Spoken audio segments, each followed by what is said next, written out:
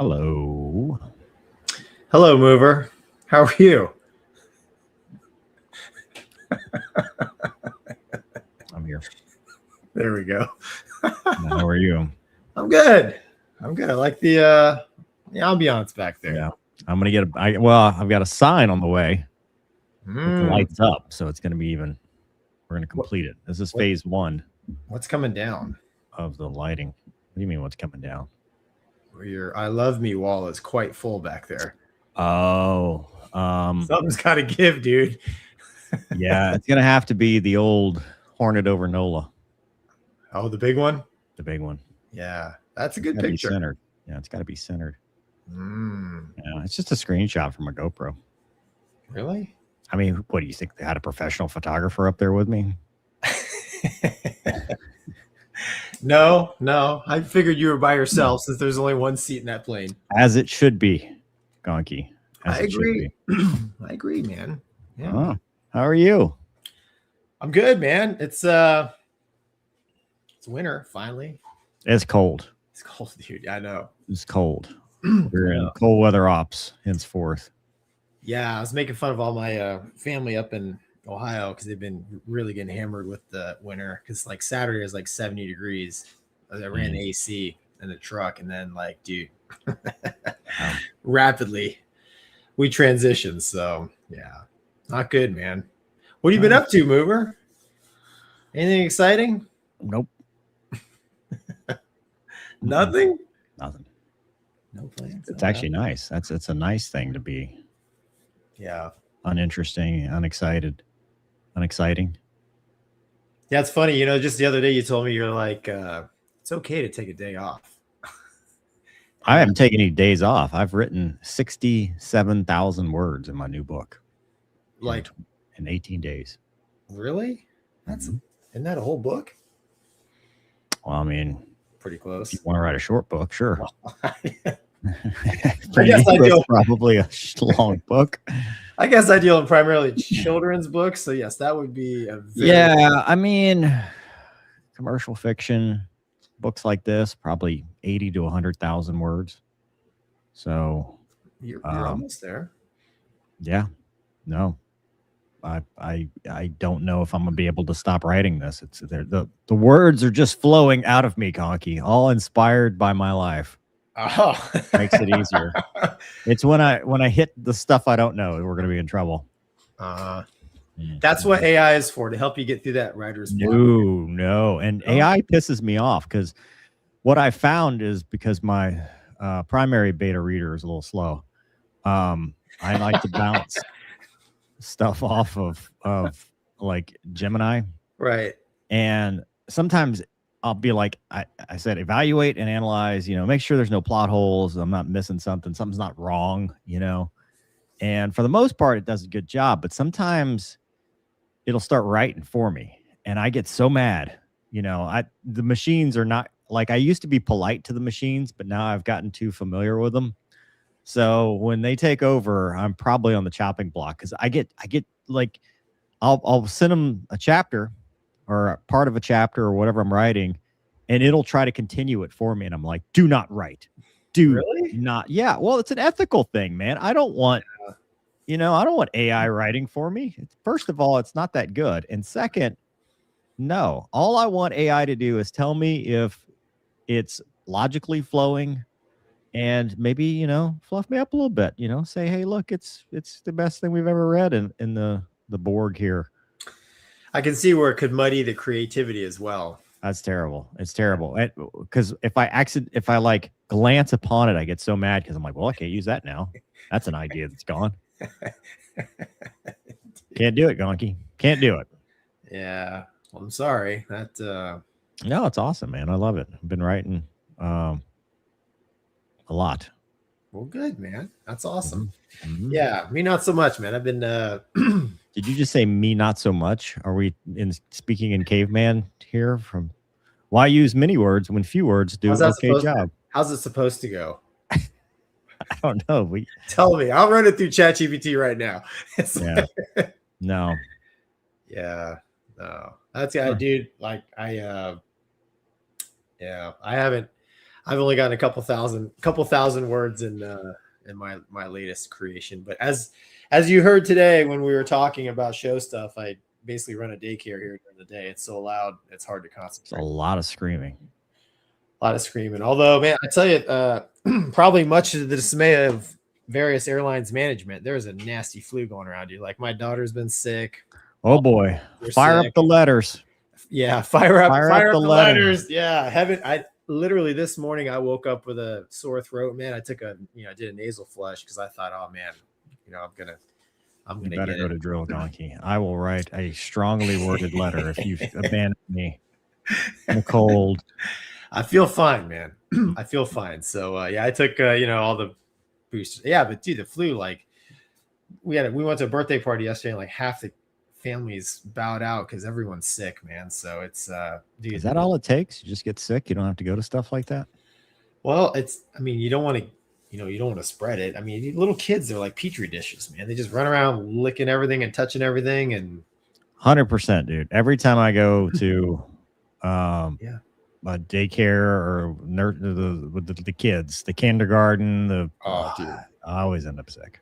You can't. And my daughter's like, there's a yellow stuff coming out of her nose. I'm constantly wiping it. And it's like, so yeah. So lots of people getting sick right now, man. So use that sick time if you need it. Unless you're with a certain brown airline or a certain hat wearing airline. Those two, probably a certain red, white, and blue airline. They're probably all. They frown upon it. You are not allowed to get sick here. You must crank out the flights. No, they, chief pilots have to have something to do. Yeah. They gotta have a purpose in life. Imagine a pilot group that just got along and didn't complain. There'd be no use for a chief pilot. Wouldn't be pilots. That's true. There's no such thing as a pilot group that doesn't complain. I mean, essentially, that's what we do for the first 15 to 20 minutes of the show is complain. Yeah, honestly, that's what I do for the entire flight when I'm flying out, above 10,000 feet, of course. But Yeah, just complain the whole time. Work, contract, work, contract. Oh, it's great. It's perfect. Yeah. Hey, Well, Doug, are you here? I am. Oh How- God, he's loud. Hi. How are you, sir? Well, reasonably well. I've been Good. staying indoors playing video games in between slowly reading chapters. Wait, today? Sure. Well, if you'd have responded to me, but no. Mm-hmm. No, I was think you're supposed to be- murdering strangers. Yeah. Mm-hmm. Mm-hmm. So, Mover, now you know what you're. Yeah, No, that's why Gemini is so much faster. I'm all caught up. Yeah, because it's not playing video games. Oh, dude. No, I'm all caught up. I'm starting to agree with your assessment of your own book. It's terrible. No, you said it was maybe the best one yet. Oh, teaser, dude. It's a- Have you got a title? It's a slow burn. Yeah, but I can't say it. Okay. All right. Is that gonna be the title? When's the target for it to be out? I don't know because I've got the Project Virtus sequel that is done that I've shelved. That's coming out probably in March or April. So the other one, I got a plan for this one. So it might be a while. I got a whole thing, whole plan. I got a plan. I have a plan. Just got a plan. Okay. You got any plans? Me? Yeah. How is month 1 of 20? Dude, happy anniversary, by the way. Dude, of our last flight, right? 2 days, the 28th. Is it in 2 days? Yeah. So it's been four years since Mover and I had our last tactical pointy nose jet flight. That, dude, to me, that is crazy. And 4 years, dude. For me, it feels like about 40 years of stuff happened, but in between. No, me too, man. I had a whole second career after that. Yeah, that was a rough time. Ooh. Yeah. 2022 and 2023 were not my best work. Yeah, the sad part is you look back at pictures back then, and like I've literally aged like 20 years. So, like you said, man, it's been a rough couple of years. Yeah, but you know. Yeah. What do you do? It is what it is. What are you gonna do? I don't know. So. Well, are we gonna talk about anything today? Good, bad? No, let's not talk about anything. All we should do is just sit here and stare like that. You have to try to look normal, though. I'm trying to find out where to look. This is the problem with this setup. So Mover has a new camera set up, and we're testing it before the show. Lighting, and I got a little mini monitor, and I was like, well, hey, Gonky, let me look at you. You know, because then I was weird. Like, this might look better going this way, but he's like, it looks like you're looking down on me. Yeah, we're still fine tuning it, man. I don't know why you can, dude. I literally have one camera. It's built into the computer. It's just one camera. That's all I got. Look, you want to be over there so I can see you. Okay, whatever, man. It doesn't. Yeah, whatever works. Yeah, we're here. Cat looked really discomfited by the switch. Oh, it does look like I'm looking down now that it's like that. Dude, you didn't believe us when me and Doug told you? Remember that one time I did the NVIDIA thing that always has the eyes looking? Remember That's that? weird. Yes. I tried that on myself today. It freaked me out. No matter where you look, you're looking right at the camera. Okay. All right. Well, hey, we got some things from the audience, and boy, do we need them. HD Crowd says, love the flights with Lester. Please keep them coming. Yeah. First of all, so to speak. Second, we're supposed to go get the helicopter at some point. Is don't it know an when. annual? Yeah. It's been an annual for a long time, hasn't it? That was a week ago. Oh, okay, I must be thinking of a different helicopter. No, it's the same. The long time was waiting for approval to rent it. Then as soon as I got approval, they're like, hey, it needs to go in for annual. You want to fly it there? Like, well, I guess. You know, and then it turns out I can't fly anymore. I've lost all skills, and you flew well enough. I didn't land. The landing was kind of landings were a little tough. Landings weren't so good. And then I'm going to fly the sheriff's office stuff. I'm actually flying a Mardi Gras parade on my birthday. Oh, that's cool. Maybe. Yeah. Depends on the weather, I guess. Right. What do you guys do for a Mardi Gras parade? Just Yeah. orbit and pick things out? How Maybe? close Well, do we're you get? flying both helicopters. So one helicopter has like the FLIR or the tracopod and all that stuff. And one helicopter just has your Mark 1 eyeballs. So my Which one? TFO gets the binoculars. And that's it. And then if something pops off, we swap. Because then they send the one that's got all the tracking and mapping and all that crap to come do it. And then I'll go just fly orbits at 500 feet to let the people know we care. We're here. We're watching. We're here. It's a I show think of you should it's a drop continuous show it. of force. It's a Yes. continuous show of force. That's You awesome. should drop beads. You should. You know they do that. They do the Easter egg drop, Oh boy. and there's a golf ball drop. There's all kind of drops. There's the blessing of the fleet drops. They drop all kind of crap out of the helicopter for ceremonial purposes.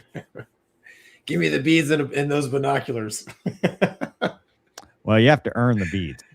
Don't drop the binoculars. That's Yeah. Throw the wrong thing. right. I threw my iPad. Why'd you throw my iPad out? Thanks, Stupid Magnet. If we find an actual comment, Douglas will put it Yeah, up there. thanks. There was one. I'll go track it down. All right, we'll circle back. Rougereau says, "Hope y'all are staying warm enough, dude. Do you drip your faucets? We do at the trailer park, but not here at the house. No. Everyone thought you lived in a trailer park. What happened? I mean, I guess I could if I wanted to, but You are a slumlord. It was that. Oh, Well. what happened? Let's do this Good. again. There you go.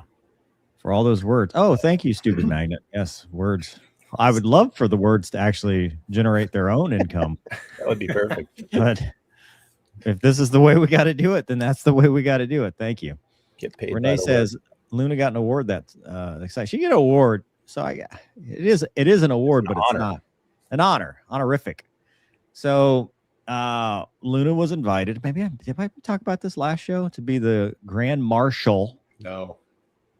We talked about it. This is news to me. We talked about it on my Everything Else with Mover podcast. That's why I feel like I've talked about it before. Doug and I talked about it. So Luna was asked to be the Grand Marshal for a Mardi Gras parade.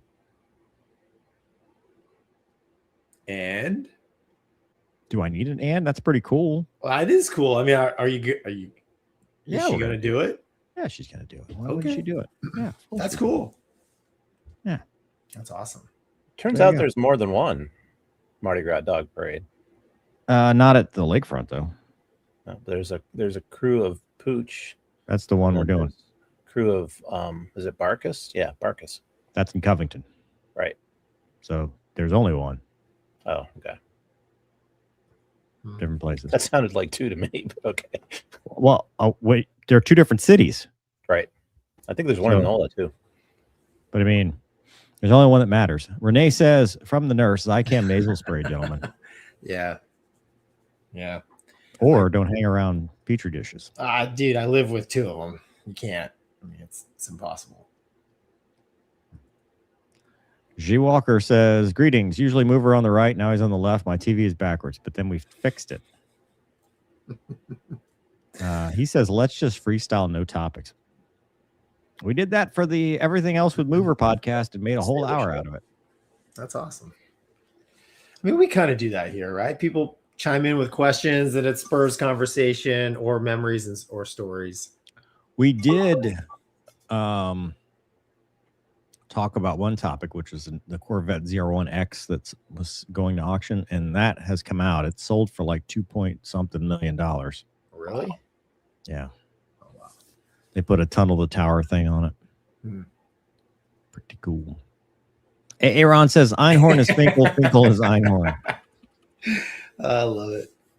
Spider says I had the nasty flu for Monday, but still have the cough almost a month. Oh, Yeah, sorry, man. Crazy Pete says neither one of you is an Ambi Turner. Okay. It's from Derek Zoolander. Drop water balloons and film it. I don't think so. Islamic Steak says, sorry, I've been MIA. My puppy broke his femur. Oh, crap. Oh, wow. Save for surgery. Wrote to General Aladdin. He said no. Now there's black SUVs following me. Don't stop. Sorry for your puppy, man. I hope Yeah, he's that getting stinks. full recovery. Richard says $5. If we find a comment, again, Douglas will do that. Okay. Reverend says, packet advice for a 30-year-old less than 3.0 or Heart 0.0, depending on your perspective. GPA, Mech E major. Definitely going to need some flight time and a good personality and some really good scores. Yeah, it would help to have someone at a unit pulling for you. Like, I don't know if you're trying to go active duty or what, but yeah. I mean, do you just keep applying and just, you know, whatever feedback you get, just take it on board and try to work on that, you know? I wonder if, you know, if it's too late, but like, Doug, how could he raise his GPA if he's already, it doesn't say if he has his degree, but is there a way? It's hard to do without starting over. Okay. Yeah, taking more classes will raise it, but if you got a bunch of credits behind that, it's hard. Most universities offer an academic bankruptcy. You just sit out for a little while and start over, but you know that sounds counterproductive. Yeah. I declare bankruptcy. Some places will let you do swap and replace, like you take it again, get an A and swap the old grade out. So Mech E is not the worst. I mean, it's a hard major, right? So, and they know that. So having less than 3.0 or a Heart 0.0 is not the end of the world. It's just you need to have everything else like 99s across the board. Like your pilot candidate selection method score needs to be 99, and your AFOQT score needs to be in the 90s. Yeah, you've got to. It's the whole person concept. So. Yeah, it's one piece and it's not good, but like, let's say you had some flight time, some aerobatic time, you know, you interviewed really well, you had a good personality. I mean, probably has a great personality with a less than 3.0 GPA in that, because the real smart nerds probably don't do so hot in the interview. So they're not very social. He might have been partying the whole time. So maybe that's why. So he may maybe do well, but a lot of places are going to like baseline it at 3.0 and they don't care what your GPA is. They just want a 3.0 or greater. So whole person concept. Make them tell you no. I mean, don't rely on us two idiots. We haven't done this in a long time. Yeah. Good luck. Mach says, good luck. Mach says, drop turkeys on Turkey Day next year. Time to turn TV into real life. One way to get us on TV, get on US. Yes. Oh man, that would do some damage, man. You hit with a frozen turkey. Isn't that what they used to use to test windshields? Was it a turkey? I thought it was a frozen turkey. No, they throw that through an engine, don't they? Is that what they throw it through? I know they throw it through something. They throw it through a running engine, like a frozen turkey. Waste of a good engine, or waste of a good turkey. Waste of a good turkey. Gray Squid says, I just replaced the battery in my motorcycle and then it snows. Oh. Yeah, that's how it works. What is happening with your avatar there? He's so low and fast mover that that's Gonky's taxi one wire. He set the deck on fire. That's funny. All right. You ready to talk about stuff or? Yeah. Why not, man? Why not? What do we always do this when we got a first topic that's pretty sad. We get kind of avoidant. All right. So, there was another crash this year already. And this is Turban Traveler. Let's ignore this part because I actually have something I'm going to read. But there was a Challenger. I've heard 600 and 650. So not sure on that. We'll look at the press release here in a second to confirm. But it was at Bangor International in Maine. And it happened on Sunday. Here's the audio. 10 Kilo Juliet, Bangor Tower, runway 33 RVR, more than 6,000, wind is 060 at Niner, runway 33, runway heading, clear for takeoff. Runway heading, clear for takeoff, runway 33, 10 Kilo Juliet. Let there be light. All traffic is stopped on the field. All traffic is stopped on the field. Moxie, continue taxiing to the ramp. Continuing to the ramp, Moxie 52. Aircraft upside down. Okay, and that's just the rest of the emergency response, and it wound up upside down. So that is the kind of the highlights. Now I'm going to read for you the press release that came out today from the city and the airport. We would like to acknowledge we are aware there are sources providing information regarding the Sunday night aircraft accident at the airport have not been verified or vetted through appropriate channels before being released. We have confirmed that multiple emergency crews responded to an aircraft accident Sunday night. When such an accident occurred, there are numerous assets, blah, blah, blah. At approximately 7:45 p.m., there were reports of an incident involving a single aircraft identified as a Bombardier CL-600. So it was a 600. So again, I talked about some of that stuff not being correct. According to the flight manifest, there were 6 people on the flight. No one from the incident was transported to the hospital. All on the flight are presumed to be deceased. The identities are not released pending positive identification, then notification at this time.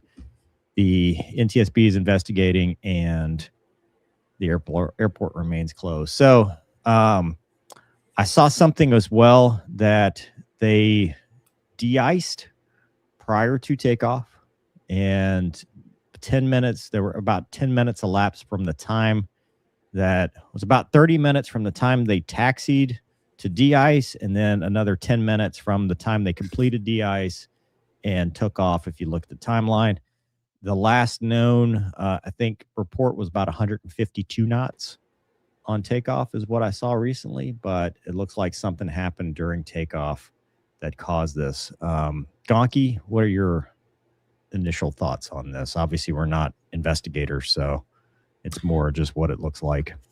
No, it's sad, man. I mean, 6 people, right, lost their lives. I think it's weird. Let there be light. I listened to it a couple of times. Like, who said that? It doesn't sound like it's whoever was the pilot monitoring. If they do it that way, that was on the radio. It doesn't sound like that's who it was. Yeah, it sounds like somebody making a joke as they're using pilot control lighting is what I thought. You know, when you do that, so mics. Yeah, when you know, just somebody being a meowing on guard almost. Yeah. But I don't know. Yeah. I've never flown a Challenger 600, and I was reading some stuff about it earlier today, and I guess the wing on that airplane is very efficient. Like it's a business jet, so high speed cruise, low fuel burn, and I guess snow and ice can be an issue. So my only question is, they de-iced, but did they apply any anti-ice, and what was the holdover time?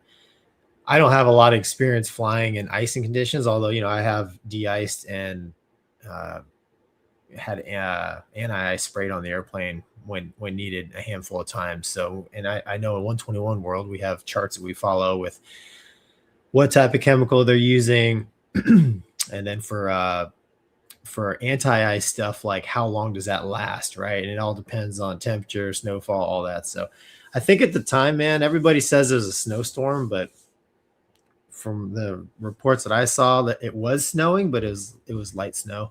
The real stuff hadn't hit yet, but I don't know. That's my only question is, was any anti-ice applied, and in that time span, was there enough contamination on the wings to cause a problem? I mean, the airplane being upside down, like you said, 152 knots and the airplane's upside down. I mean, that's it's not survivable. I mean, that's not survivable, like you said, and that is a major loss of aircraft control, right? So, yeah, I also saw a report that several of the airliners working there, Allegiant, Envoy, a couple of them had taxied back.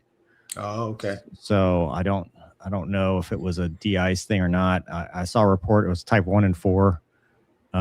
Is what they may have gotten, but I don't know what their holdover time and all that. Like, right. I mean, when we do it, we use an app on the iPad, so it's not like I have this stuff memorized. It's right. Do what the things tells you to do. But a couple things that come to mind that you always think about when there's a loss of control at that phase of flight. Was there an engine failure? Where you get a yaw moment and you just don't have control of the aircraft. Was there something where they either an engine failure V1 above or below, where V1 cuts below now 152 knots? It's a lot easier, believe it or not, than slow speed. The slow speed ones I always thought were the hardest ones because the thing just wants to beeline off the runway. Again, though, this is more of a centerline thrust aircraft. It's not like a 7.8 or a 7.3. But you think engine failure, you think mechanical, was some kind of, because we've seen issues before with other aircraft where a mechanical thing could happen. And then icing, you're in an icing situation and one wing is contaminated, one wing's not for whatever reason, and one wing loses lift and the other one doesn't, which will create a rolling moment that will cause something like that. So obviously there's a lot to look at. I think they'll, I'm pretty sure jet that size will have a flight data recorder and a CVR that they'll be able to look at. The families, obviously it sucks that all the bad information came out for the families where they're saying, hey, they're survivors, there's not, which always happens when there's a mishap where the initial, day or so, the information is rapidly evolving and changing. But, I hope that whatever ends up being the final outcome, that, that they are able to find comfort, because it sucks. It's not, we didn't need another one this year for. Yeah. Yeah, definitely, man. And I wonder, I'm almost certain they probably have some sort of video of what happened to assist in, the investigators. But yeah, yeah, I don't know. I think the Challenger 600, when I was reading up about this, I think they basically they stretched it and made an RJ out of it, a regional jet. So, it's. Yeah. And it was a newer, 6 years old. To me, it's new, a 2020. Oh, yeah. Version. The interesting thing, if these reports are correct, it was owned by a law firm. Yeah. That one of the things they did was aviation, like litigation with. Oh, really? Yeah. Oh, dude. Which again, there's a lot of bad information going out there, but I just thought that was like, wow, imagine that irony. But it was, I think they had like flown there and like were flying back. Like it wasn't like it was a kind of a quickish turnaround, not just not just like, hey, first flight of the day kind of thing. I think it was, which could also be a factor. You start talking fatigue and duty day and how long were they flying and who was flying and all that stuff. But just terrible. Yeah. It's sad when stuff like this happens, man. And weather, nighttime can complicate things. Obviously the weather that we're all experiencing now, the wintry weather, complicates things as well. But I don't know. We've said it before, we find out what caused it and then learn from it. Right. So hopefully it never happens again. It's sad though. Yeah. There will be lessons learned, whatever ends up being the outcome, just like all the other ones we've talked to. But just sad stuff. Jay Walker says, what was the precip at the time? Yeah, that's all stuff. I don't know the answer to that. And lights, you would look at it in real time, right? At least that's the way we used to do it, was you get the precipitation, the temperature. You'd have all the information off the ATIS, which is printed out for you. You're not sitting there listening to it because it's off ACARS. And you plug all the information in the iPad, the type of fluid and everything. And the whoever's doing it, the person, the crews that are doing it will tell you, hey, we're doing this type 1, type 4, whatever it is. And then give you your time, your time you started, time you finished, your holdover, all that stuff. It's all calculated. And then you set your timer because you have to make sure that you take off within that time or else. like even the 7.8 had special procedures, like ice shedding procedures, as far as how much you push the throttles up and stuff. Like flying in cold weather, man, it adds a whole nother layer of complication to all that. Yeah, I mean, if you look at the surface area of a wing, even on a Challenger, man, I mean, even a little layer of ice, you're talking about. Not only does it change the shape of the wing, but the extra weight. I mean, it's icing's no joke. I don't know about you guys, but like visible moisture, and below certain temperatures, we turn the engine anti-ice on. Wing was always on its own. Wing did its thing, but in some aircraft, whether you're using wing anti-ice or whatever, because they have their own ice protection systems beyond just de-icing fluid. But the thing is, you got to get the contamination off the wing before you go flying. Otherwise, let's see here. Gonk just asked my question. There you go, Gonky. A mind reader. Warhorse goes, how does a biz jet go from rolling up to V1 to abruptly rolling over and crashing? I mean, again, one wing, one of many theories, right? One wing is clean, one wing is not, asymmetric roll, asymmetric lift, engine failure, mechanical, some kind of flight control issue.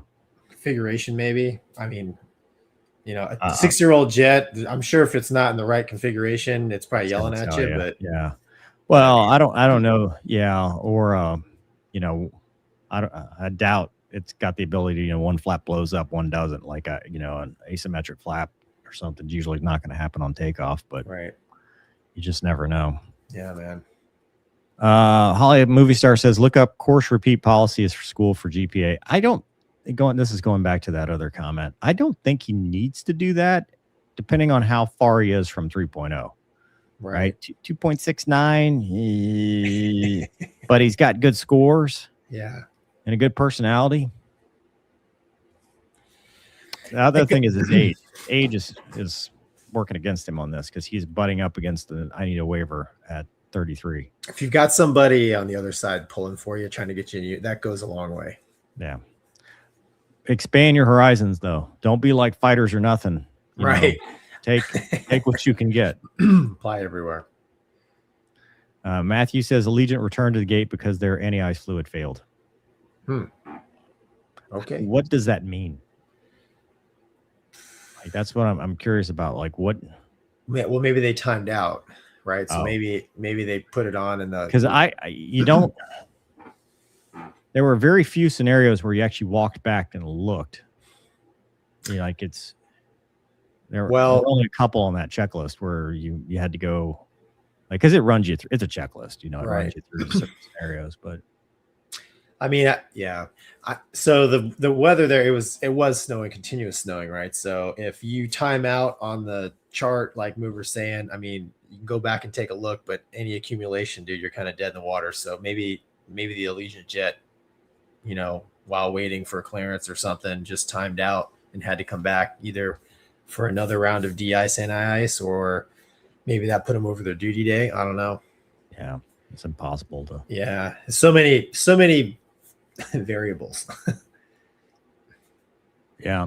So Flinchy's saying if it's 6 years old, it'll be a 650, but that's the press release straight from the airport. So, but then again, the airport could be wrong too.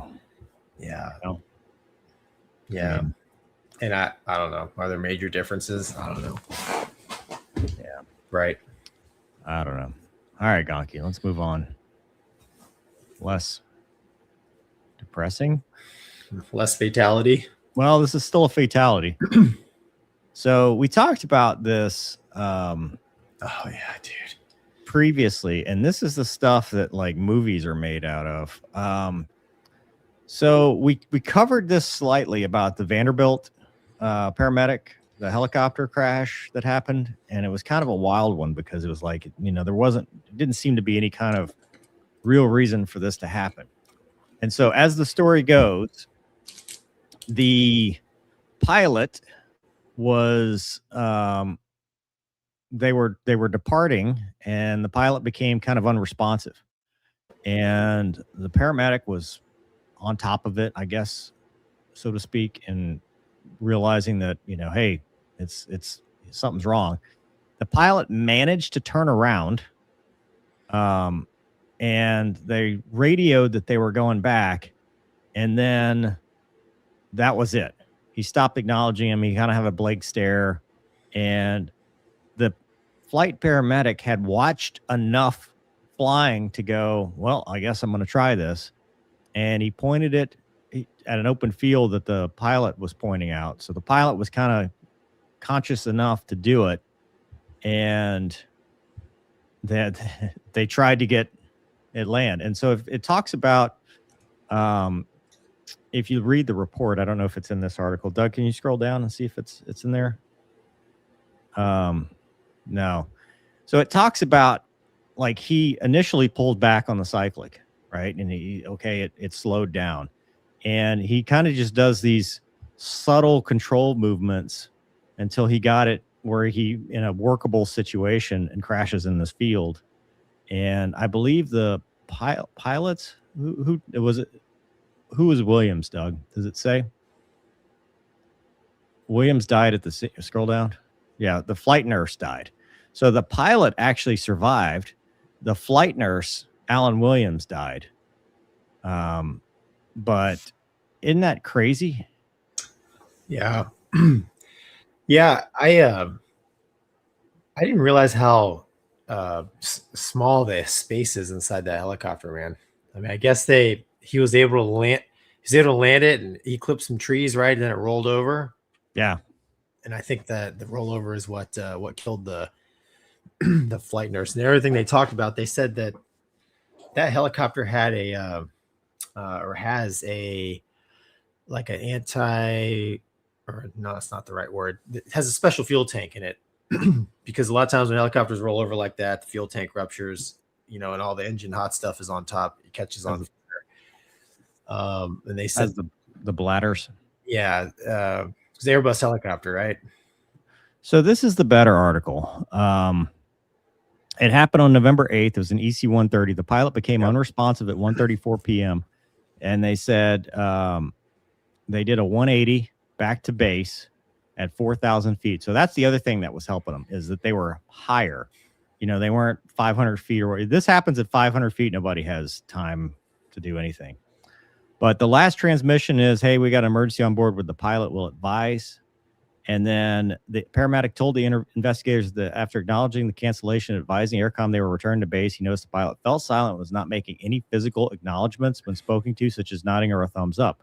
When the paramedic tapped the pilot on the shoulder and attempted to confirm the turn back to base, pilot didn't respond. He said he just had the blank stare, and he attempted to interact with the GPS or autopilot, which, again, this helicopter is very automated compared to a lot of them, too. And I think that also helped. So he had no training. He decided to attempt to fly and land the helicopter. He did not see indications the autopilot was engaged. Believe the helicopter seemed too high and fast. Based on his observations during normal operations, he got the idea that the cyclic and was what he should use. So he made controls inputs, pulling back more aggressively than intended, which, obviously will pitch up. And then smaller adjustments, also reduced power by lowering the collective. Entered stable but fast forward flight, and then tried to level it. They repeatedly told the pilot to land on the farmland below, pointed out the nearby field while kneeling over the center console. So he's doing all this, kneeling over the center console. Then the pilot actually responded. There was a field he liked, and they hit treetops as it made a descent, and they executed a hard flare. The paramedic executed a hard flare, which is crazy, 10 to 20 feet above the ground before the helicopter impacted terrain. Its final recorded position, a GPS altitude 775 feet, 3.31 miles. It was unplanned landing, initiated emergency response procedures. Helicopter sustained substantial damage. What's that? What is a hard flare? Is that like an emergency procedure that helicopter pilots do? No, it's like a quick stop. So lower the collective, aft cyclic, right pedal. It'll get it, left pedal in this case because the blades turn the wrong direction. Okay. But what's crazy, though, it sucks that the flight nurse was killed. The pilot survived. And the flight paramedic, despite doing this over the center console, also survived. I don't know did he have a stroke? Who, the pilot? The pilot, yeah. I mean, what was? You know, don't that's know. what I'd be interested to find out is what was this? What's wrong with him? Yeah, I don't know. Some sort of incapacitation, but Yeah. yeah, I think the nurse was on the right side. I like I saw some pictures of this thing. It's kind of a tight cockpit Oh yeah. area. You know, especially when they got all their life-saving gear and stuff in there, and they got the stretcher. And you're right, dude. When you look at the confines of the space that they had to work with, like, I'm not sure you could even unstrap the pilot and get him out of the seat. You know, Not without the autopilot being completely engaged, wired. Yeah, and then not without hitting the collective, because in those, I don't know about the EC-130, but like there's a 407 where our hangar is, and I've seen some other ones. Usually they remove the other seat because that gives them room for a stretcher. Yeah. So they'll either put a flight nurse there facing backwards, or they'll have the stretcher there where the other seat would go. So it's just one seat. Like, it's not dual control, like, you know, your Cessna or whatever, where you can hop in the other seat, fly it or whatever. Usually it's just single pilot, just the one seat, and that's it. And so for them to, number one, recognize it, number two, get them in a landable situation. It sucks about the flight nurse, though. That part's kind of yeah, it's awful. very sad. Yeah. But I mean, hey, you got the you know, so they say, you know, for the paramedic, he had the rest of his life to figure it out, and Right. he used every ounce of, hey, I've seen them do this before, and good on him. You know. Yeah, I guess I'm not a helicopter pilot, obviously, but I often wonder, like, with flight nurses and paramedics traveling in helicopters, like, I wonder if it would be good practice just to teach some very basic helicopter stuff, you know?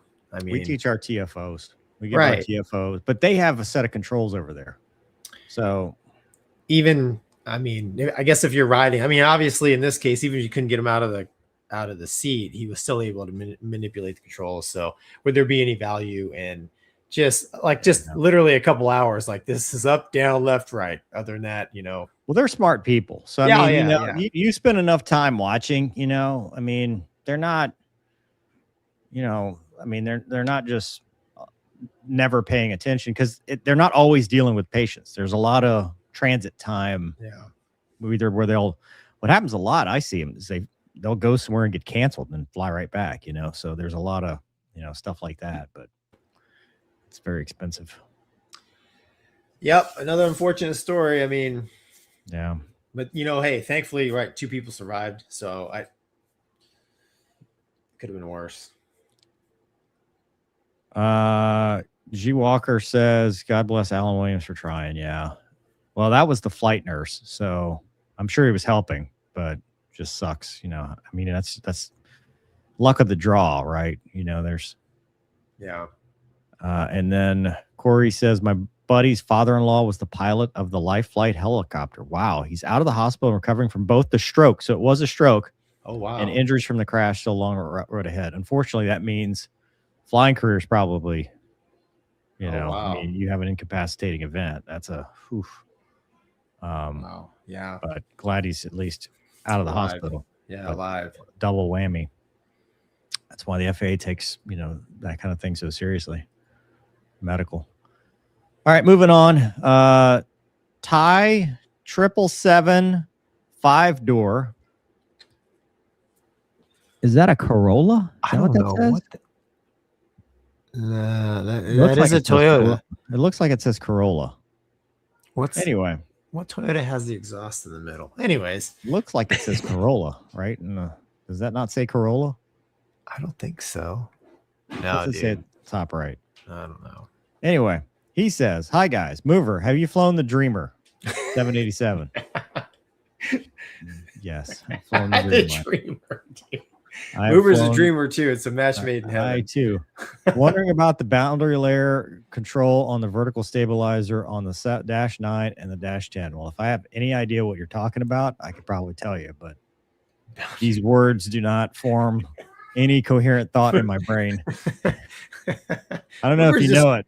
but it's a big electric jet that does everything for you. So you're not out there pedaling it yourself. I can promise you whatever's happening with the stabilizer is just doing its own thing. And I've only flown the Dash 8 and Dash 9.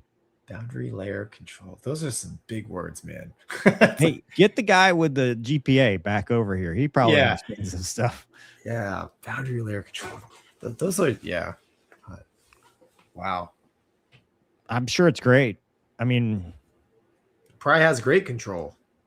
Yeah, dude. It's an electric airplane. Like, it's doing everything for you. Mover doesn't respond unless it tells him. Unless there's an ICAS. Right. Yeah. Is the autopilot doing it? Push this button, get a biscuit. That's how. Autopilot on, autopilot off, land, thrust reverser. Wheels up and down. What's your question? Positive rate. I don't know. That's funny, dude. This ain't the news. It is a Corolla. I told you. Is it a Corolla? Which Corolla has the GR Corolla? 350 horsepower and all-wheel drive. I'm not familiar. A 350 horsepower Corolla? Man, I am behind on the times. No, you just don't want to insult our guest. He says it controls the boundary layer wonderfully. Perfect. Okay, good. Yeah. Perfect. Best boundary layer control I've ever had. Yeah. Mover can attest to this too. So yeah. Great boundary layer. I don't know. The naps were wonderful, I guess. Dude, this is where for sure the comments, Mover's not a real pilot. How could he not know? True though. I'm not.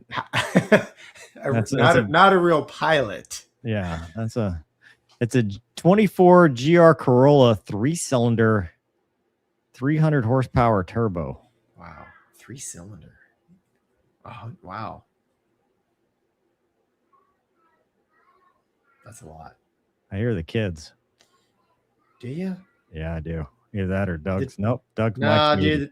The daycare is still open. Yeah. Here's the kids in the background. The daycare is still open here. Dude, it's because it's been cold. That's why. It's 100 horsepower per cylinder. The FE did the math for us.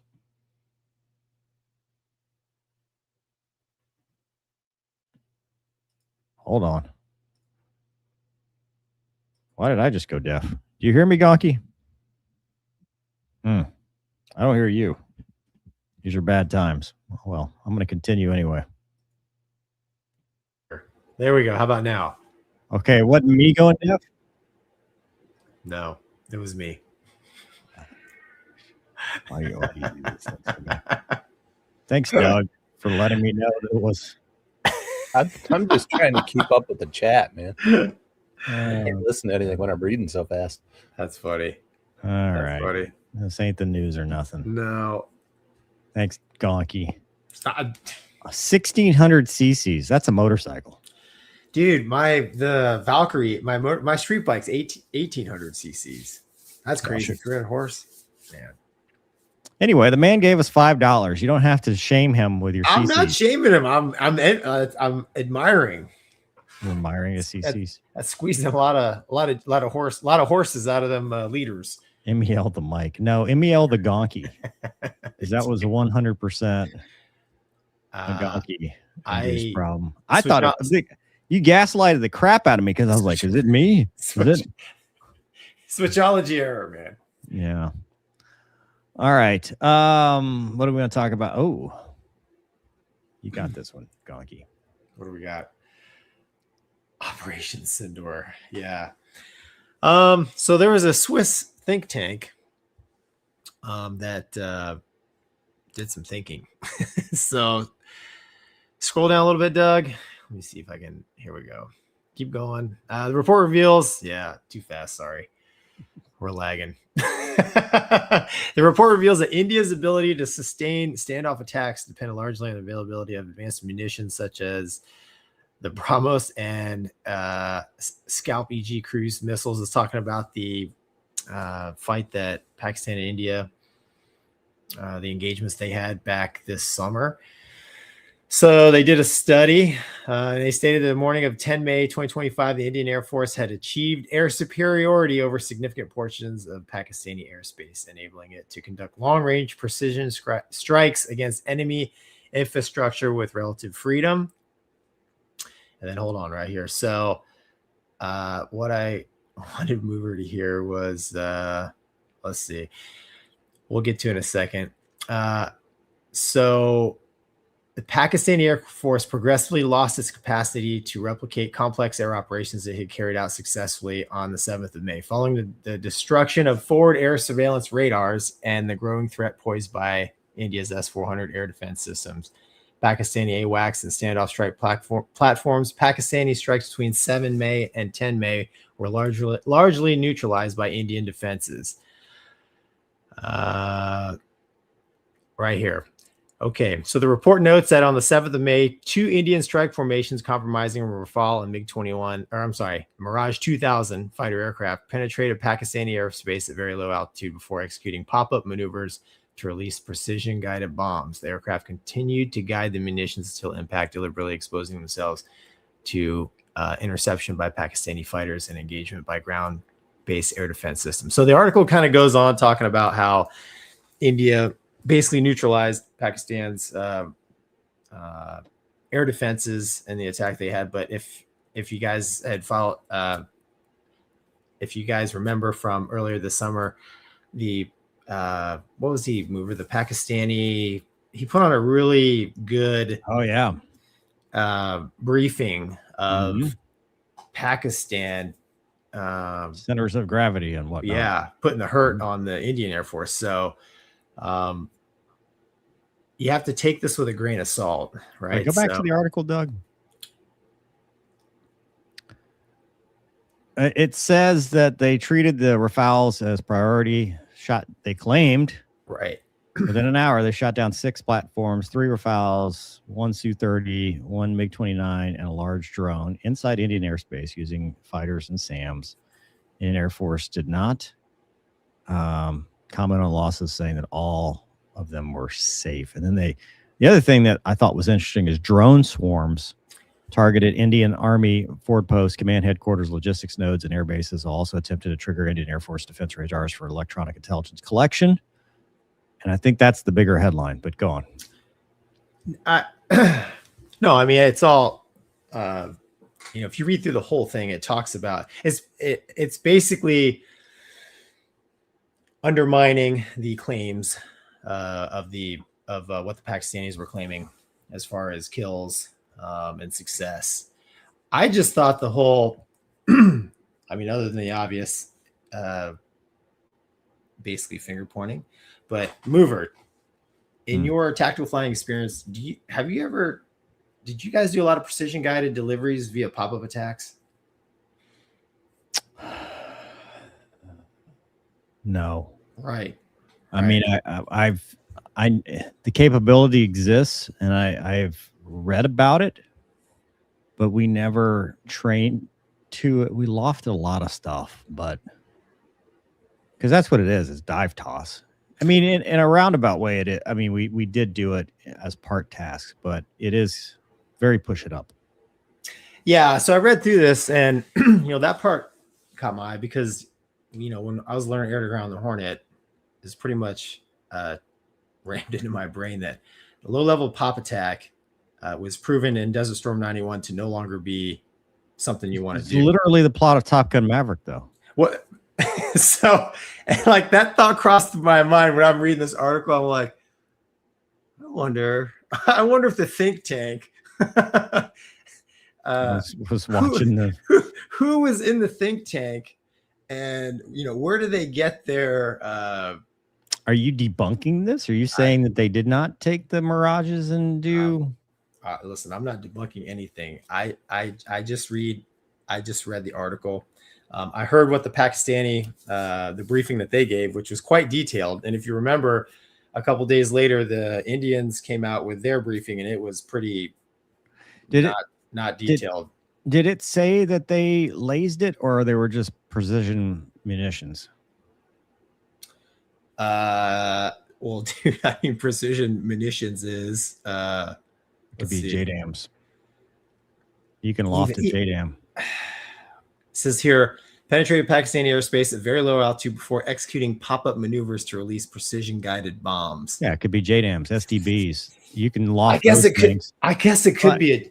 So what I'm getting at, and I think what you're talking about too, there are varying degrees of difficulty, right? Right. When I was a young pup, we did pop attacks, and it was a pop to a roll in to a drop in a Mark 82, Mark 84 or whatever. And then we had dive toss, where it's a pop to a toss. Pop to a laser is doable. I think the Mud Hen guys do it a lot.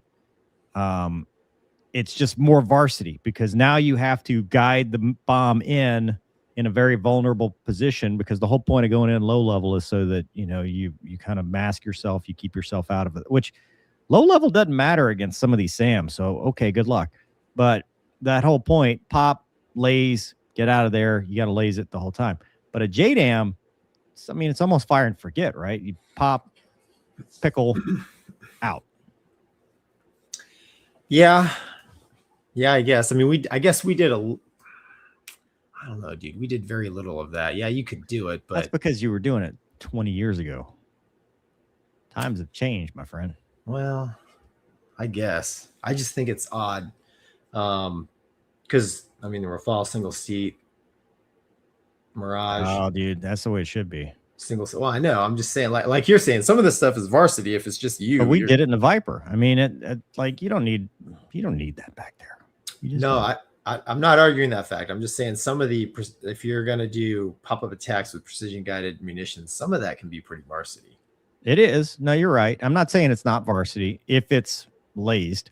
If it's JDAM, dude, it's a pickle and run. I mean, Yeah, whatever. get it in the basket. Yeah. So you're just in the position you need to be. But of all the things in that article, it's obviously It's very biased. it's biased. I wish we'd had the original from the Swedes that came up with it. I wish we had that original, because I would like to see the unfiltered version, not from the Hindu Times. I know. I would like to see not the interpretation of it, but the actual article itself and the study itself, which is probably like 500 pages. Right. But because what I think, you know, there's some truth in the middle, like everything else. Like, I think, you know, the 6 shoot downs, okay, is there some middle ground there? Although a lot of sides have verified, you know, with wreckage and stuff, at least as far as the reports we've talked about. Yeah, it's interesting. I'm with you, man. It would be nice to see the actual facts. The article does talk about PL-15 missiles like that didn't reach their targets that, you know, they found. Yeah. Which would indicate that you know, Indian fighter pilots or attack jets were able to defend against Maybe, or maybe they Pakistani. shot him too far and they were just mad dog that dude. Maybe. Yeah. I mean, I don't have, like, Mover and I don't have a dog in this fight. No, I just think it's interesting that a Swiss think tank spent time, probably some money was spent. Swiss or Swedish? No, Swiss. Okay. That's what it says here. A Swiss defense think tank. Okay. So somebody spent some money and time on this, and Or somebody paid them. You know, they got, hey, think tank this into a report we like. right, exactly. Given the source, but I don't know, man. I thought it was interesting some of the stuff they were talking about as far as, you know, what they were doing with tactical airplanes. I thought was a The little drone odd. swarm thing really shows you where we're going. They didn't, and this summer I don't remember much talk about the drone swarms. Did It's the you? first time I've heard the drone swarm thing. Yeah. Of all the times we've talked about it, that's the first time I've heard, let's say 300 or whatever drones. That's a ton of drones, dude. That's saturation. Yeah. But Yeah. I would just prefer that they not fight. Yeah, dude. Me too. Me You know, too. let's Don't just not fight. Yes. Yeah, Exactly. let's knock it off. Just do BFM Fridays, and whoever wins that Friday. Do your little marchy dance thing they do at the border. You ever seen that where they stomp at each other and they change the flag, and it's like this real big production, like some peacocks or whatever, where they're fighting. No, I don't. I'm not. Doug knows what I'm talking about, right, Doug? I am searching for the best video as we speak. There's a lot of them, and they're all good. Really? Yeah. Oh, it's awesome. You've never seen that, dude? No, do that instead, though. That is much better than actually throwing lead down. Or do it with jets. Like, figure out a way to do your little thing with jets, and but don't shoot at each other. Yeah. It's just loud noises. Yeah. Jay Walker says also Sindor is a weak name. I think it sounds cool. I don't know what Sounds it like means. Sinbad. You remember the movie where Sinbad was a genie? Yeah. Yeah. The internet is convinced it never happened. What do you mean? What never happened? That he was Sinbad was never a genie. Doug, you got a video? Do you want? Are we doing Sinbad, or are we doing the Indian-Pakistan border? do the border, dude. The border There we thing. go. Is this the border? Really?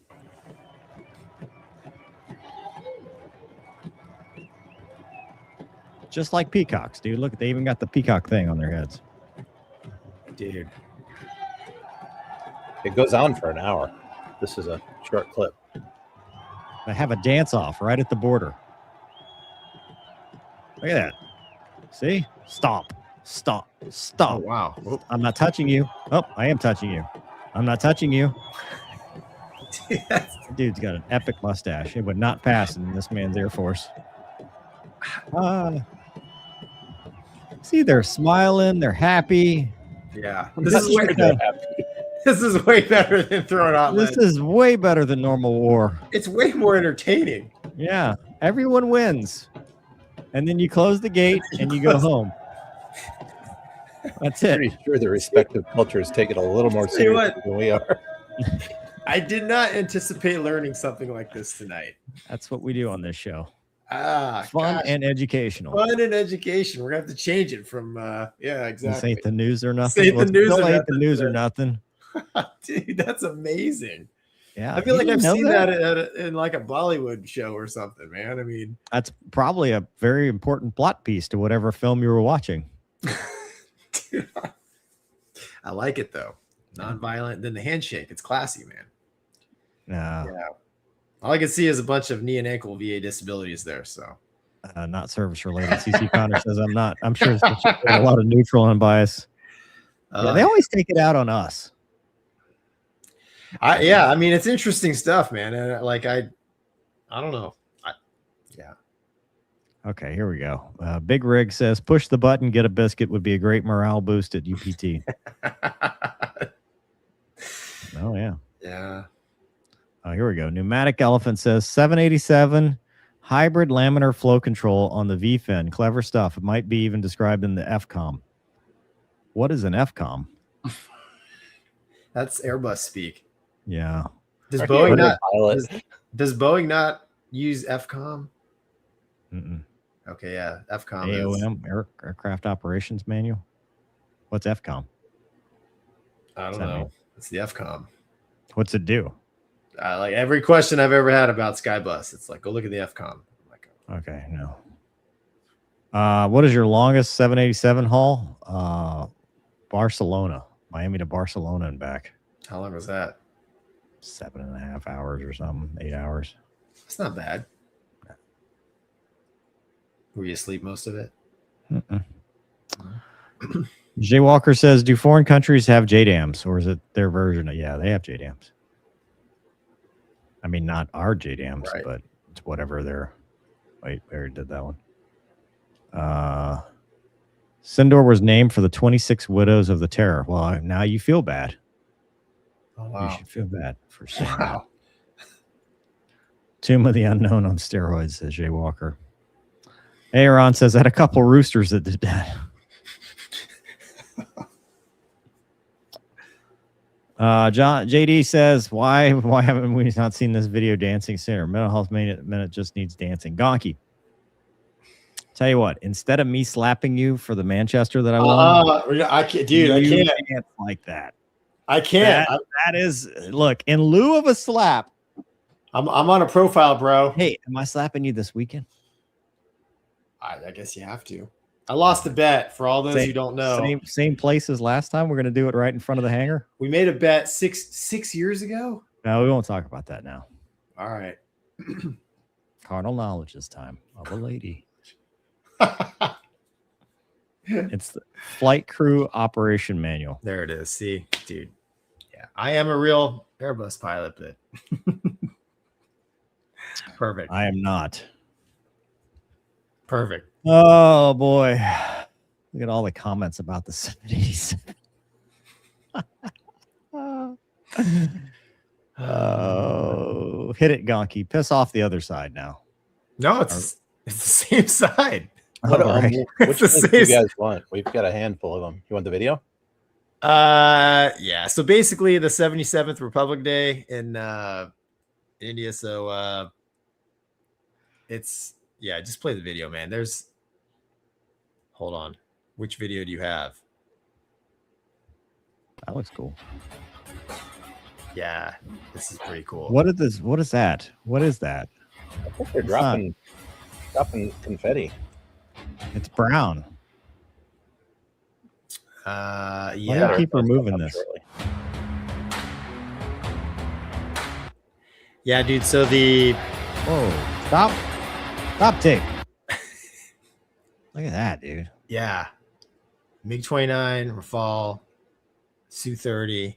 So India celebrated their 77th Republic Day. It's the adoption of the Constitution of the Republic of India. So it's the country's transition to a republic. So they did a whole bunch of military stuff. The flyover is really what we care about. And they just had some really cool, I mean, it's kind of a longer clip, but they had some pretty cool shots of fighters, C-130s, helicopters. I mean, I think that's pretty cool, man.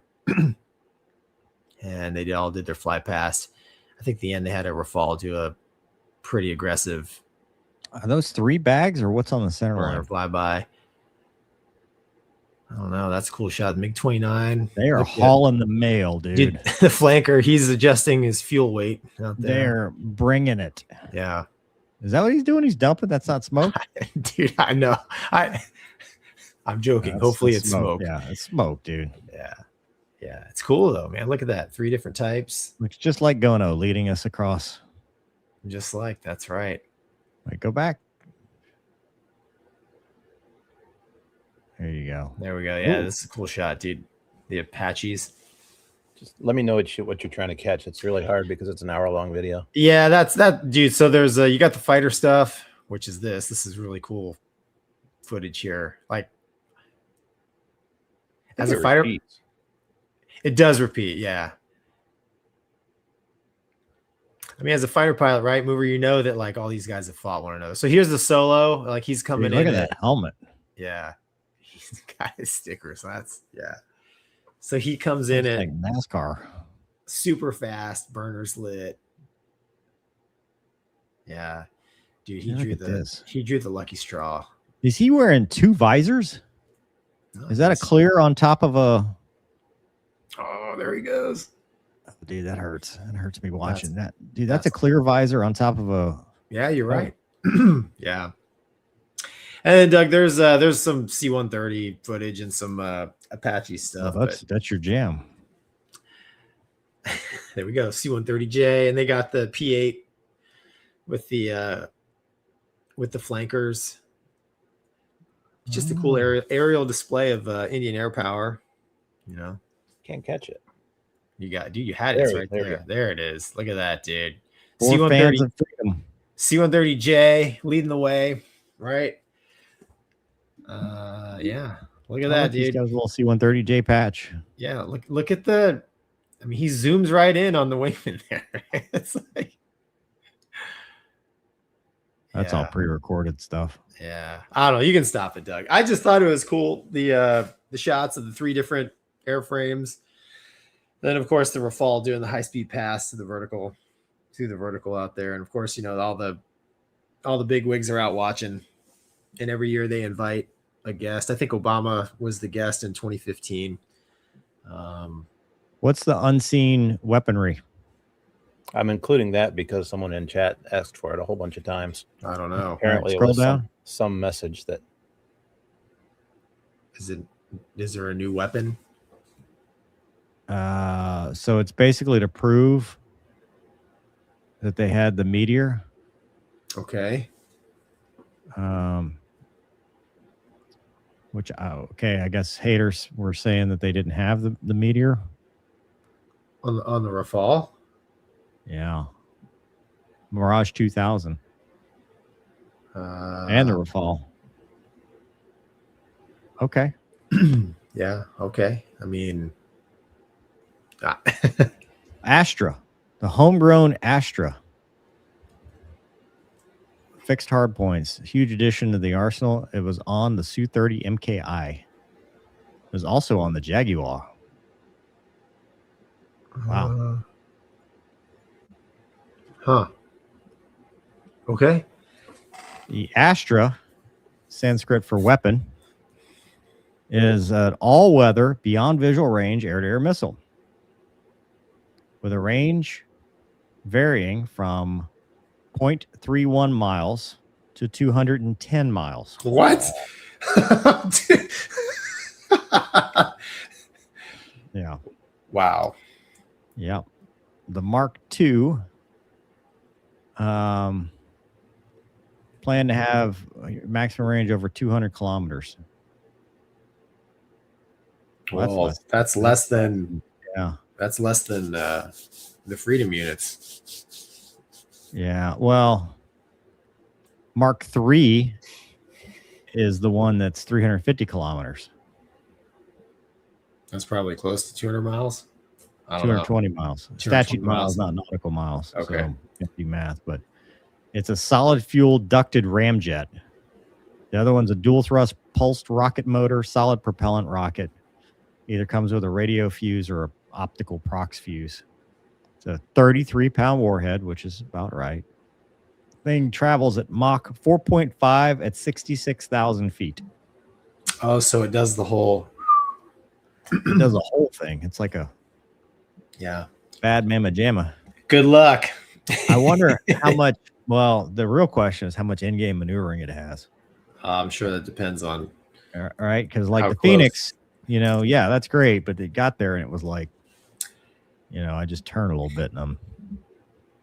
Well, that's any missile if you shoot it at max range. Yeah. Yeah. Yeah. Wow. Well, I guess they showcased some new stuff, man. Yeah. I mean, good for them. Yeah. So in July of last year, they conducted trials of the missiles with indigenous radio frequency seeker off the coast. 2 launches were undertaken from a Su-30 MKI against high-speed unmanned aerial targets at varying ranges. Both were destroyed. Look at that. Test firing is expected in 2026 for the Mark II.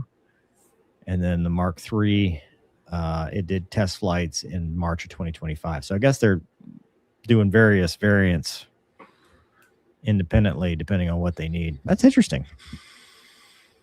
And scary. I mean, if you're on the receiving end of I don't know. that thing, man. Yeah. All right.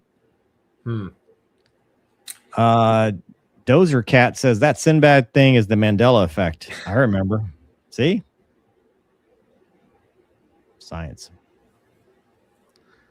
Bon 619999. First time being able to catch the show live. Just wanted to support and say you guys are awesome. Thanks, Bon. Appreciate it.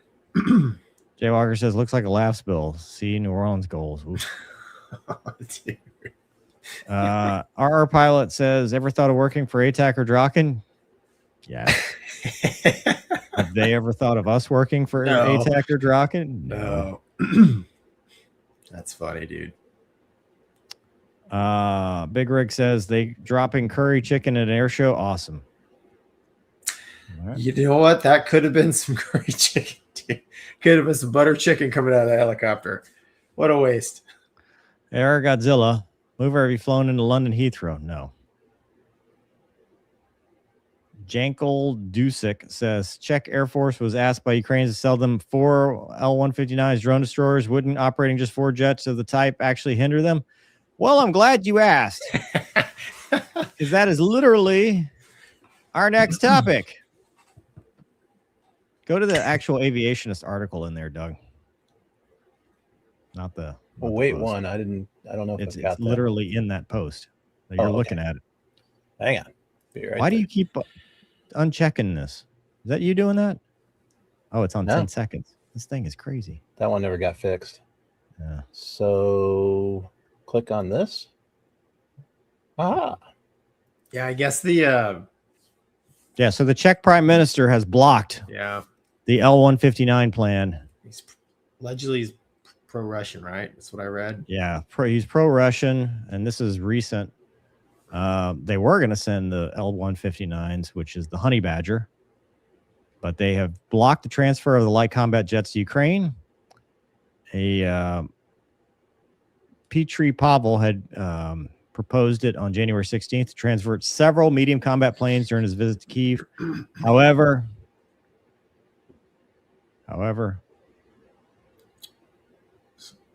keep Scroll going. down. Andre Babis projected the plan on January 19th. But they could send L-39NG, but they're probably not going to. And then they've got the L-159 that 24 of them and 11.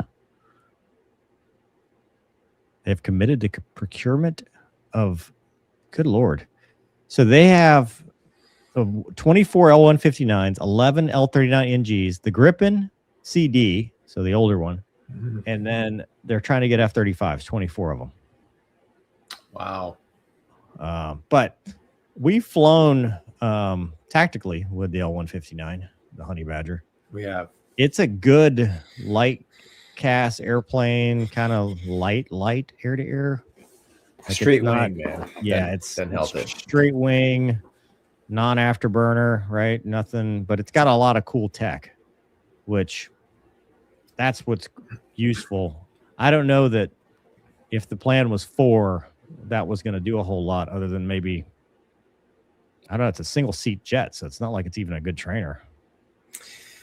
Yeah, I mean, you know, the guy's question, you know, when that hurt them more.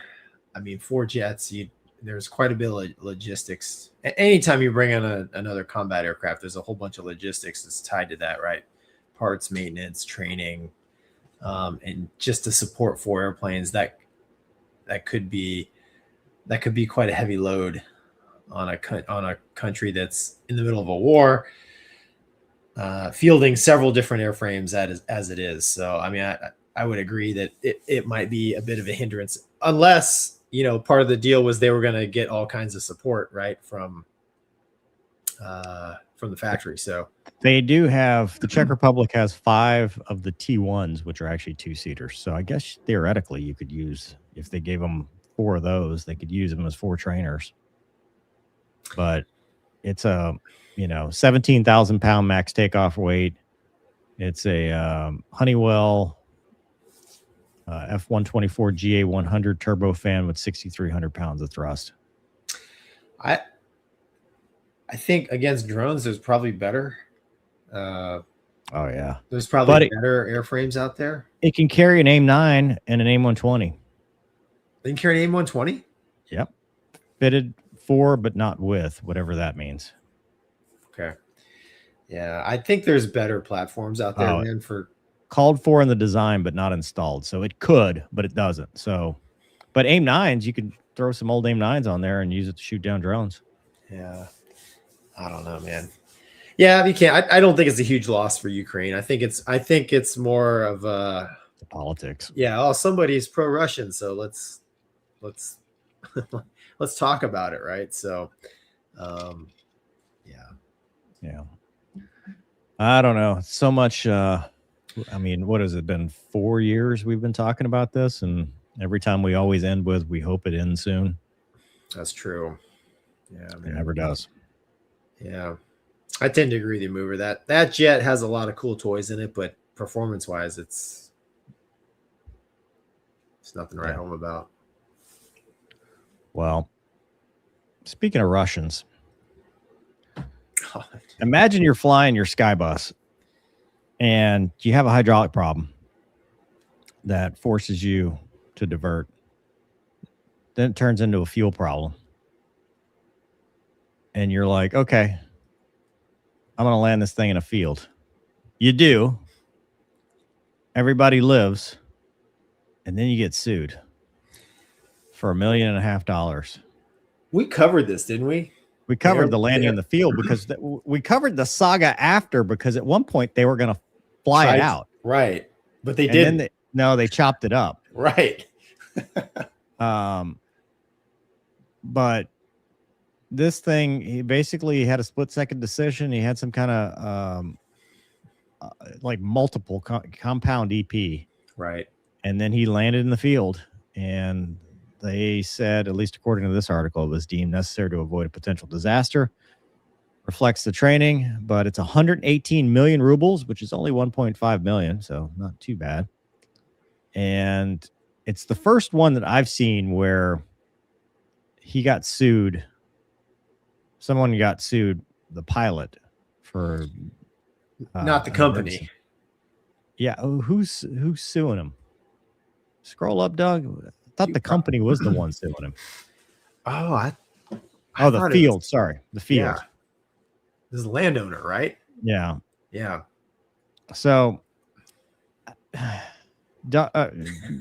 you, as a resident Airbus pilot, you tell me.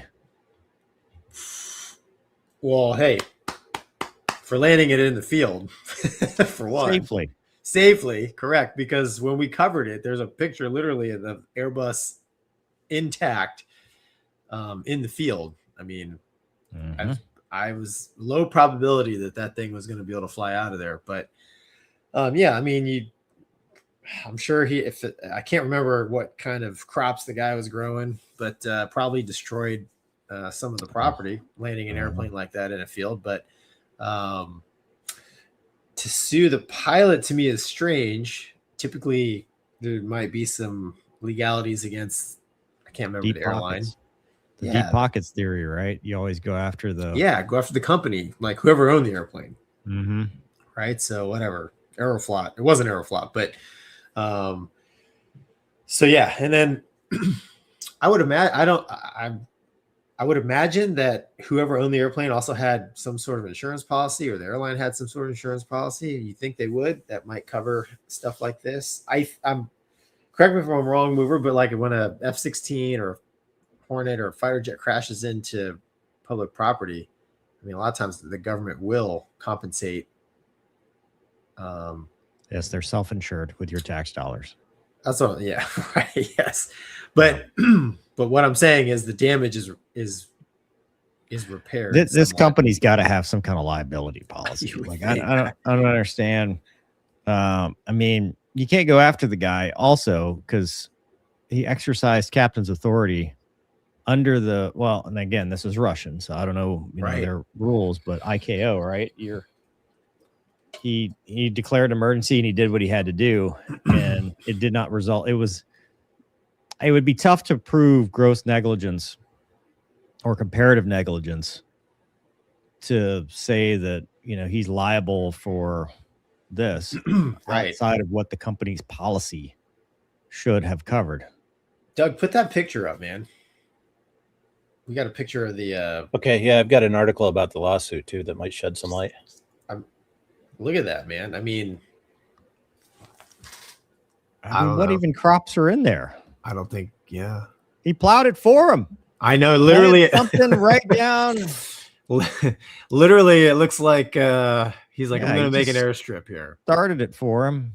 Yeah, I'm just amazed that the landing gear held up. Ural. Yeah, exactly, man. I mean, that thing, dude. That's a soft field landing in a 100,000+ pound flying machine.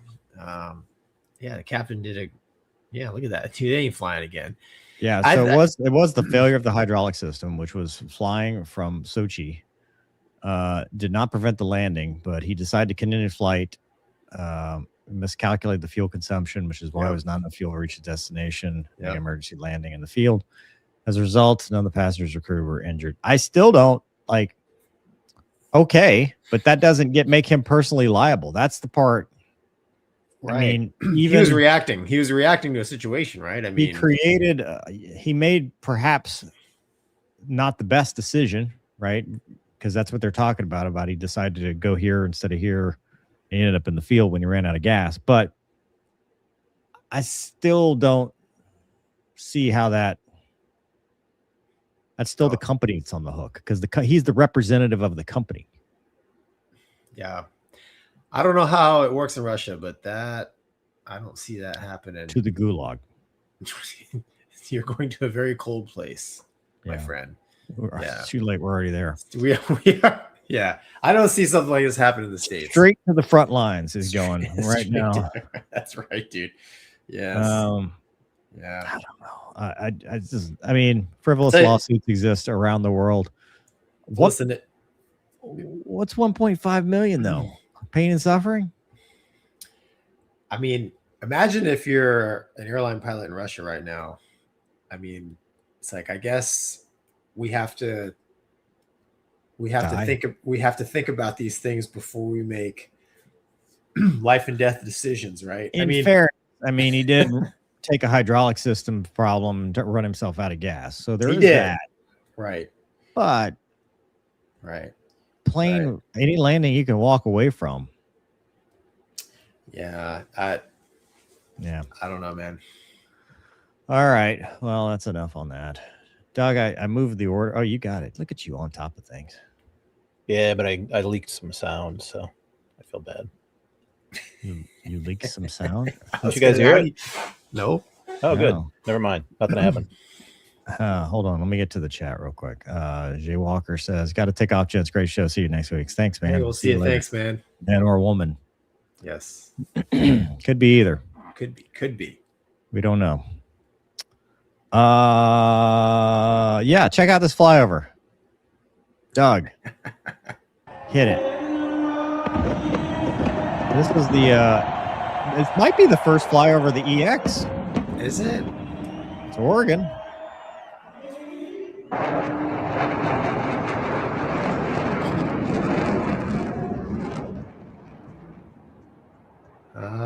Okay. So I saw a post on the old fighter pilots page on Facebook, and they were like, they shacked it. I wonder if there's a part 2 to this video where they swung back around and did another one, because if not, they are so early in this. And they're doing the thing I've said a million times you don't do. Don't bank it. Don't hayaka. Just fly it over. You just straight and level. The wingman's out of position. Go look, Doug. Play it again. Play it one more time. Play it again. Or not. Or just, not, yeah. Just whatever you want, Doug. It's all about you.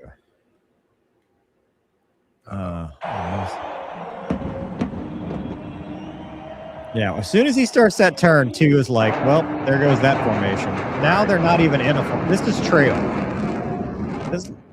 This is no. Yeah. No, we don't need to see that again. Looked like the singer kind of gave up. Well, when you're being buzzed in the middle of your song, when you're being drowned out by 4 General Electric, nobody can hear you scream when the EX flies over, dude, and the fireworks are going off. You know what? We talk trash because we wish we were the ones doing flyovers. Dude. Listen, I would love to just botch the crap out of a flyover. If you threw me the keys to EX and that's all I had to do, I'd gladly do it. Listen, but for the record, the official standard is brave. Yeah, it's true. Not rockets red glare. No. Not whatever they were up to 20 seconds early. That was very early. Brave. Yeah. Home of the brave. And it's the latest Boeing product. I know you can put a TOT in that thing and it will tell you the future. It will tell you the future, man. That might be what happened, is they spun back around and time traveled, and we just got the glitch in the Matrix video. And I mean, potentially there's 2 people per airplane. So there's 4. No sense of timing. That's valid. That's true. It could be true. Yeah. That could be true as well. But you would think with 4 people in there, they could probably get it a little closer, but I don't know. Extenuating circumstances, possibly. I don't know. I give him the benefit of the doubt, mover. Listen, the EX is so cool. I enjoyed the flyover. The timing, though, was a little suspect. Yeah, I mean, they've had the thing for a year. There's an article right here, June 2025. The F-142nd Wing has received its fourth F-15EX Eagle II. Portland welcomes its first 2 aircraft in 2024. Isn't it 147 Fresno? I don't know. I just read the thing. I think that's from Divids. Is it? Oh, then, okay, then I'm wrong. 142nd, not 7th. Second. Oh, okay. Sorry. My bad. I need to enunciate better. Yeah. Well, I mean, in fairness, they're from Oregon and they're doing a flyover in Washington, so they were probably tired. That's true. And you go all the way up there or down there, whichever way they got to go. I don't know. Maps up or down. Dude, this is why we can't have on-time flyovers. I need a magenta line to tell me which direction I've got to go to get from Washington or Oregon to Washington. That's what the guy in the back is for, man. He steps your waypoints as you fly No, over. dude, they don't have Wizzos, so it would have been 2 pilots per jet, which that doesn't work. They don't have Wizzos for. No, dude. No. Well, that's an even worse idea to have two pilots in a fighter. That's a horrible idea. That's what I'm saying. I know they don't hire Wizzos to be, because that jet is supposed to be flown like a normal Eagle, like the old. Why did they? Because it's what's available, Gonky. They had some extra seats laying around. Like, we'll just put 2 in it. No, the Saudis and I got you. Like that's the EX is from that program, and we got the EX, and it had 2 seats, and we're not going to be like, hey, can you take one out? Because then they got to shorten it and go back because they'd already, it's all they make now. The family model, but they put bigger engines in it, and they fly it single seat. So there might not have been anybody back there, or there could have been another pilot back there. Could have been their luggage back there. Probably a set of golf clubs, dude. Just as effective. Just not in this case, though. In this case, they could have actually used. They needed somebody that was a little nerdy to help them out with the timing. Yeah, I need a qualified nav back there to help me shack this timing. Yeah. Cool flyover, but like I said, timing was a little suspect. And the formation. Well, yeah. You put 2 in like this defensive posture. Do you think though airspace was an issue on the other side of the?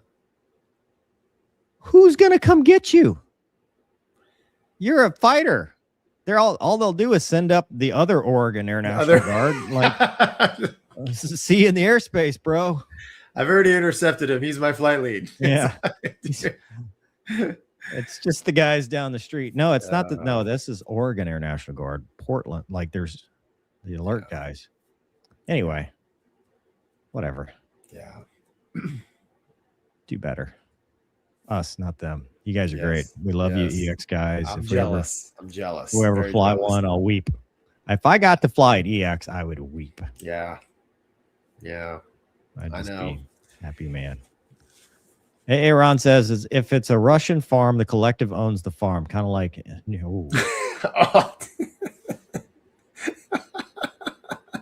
There are no farms in New York City.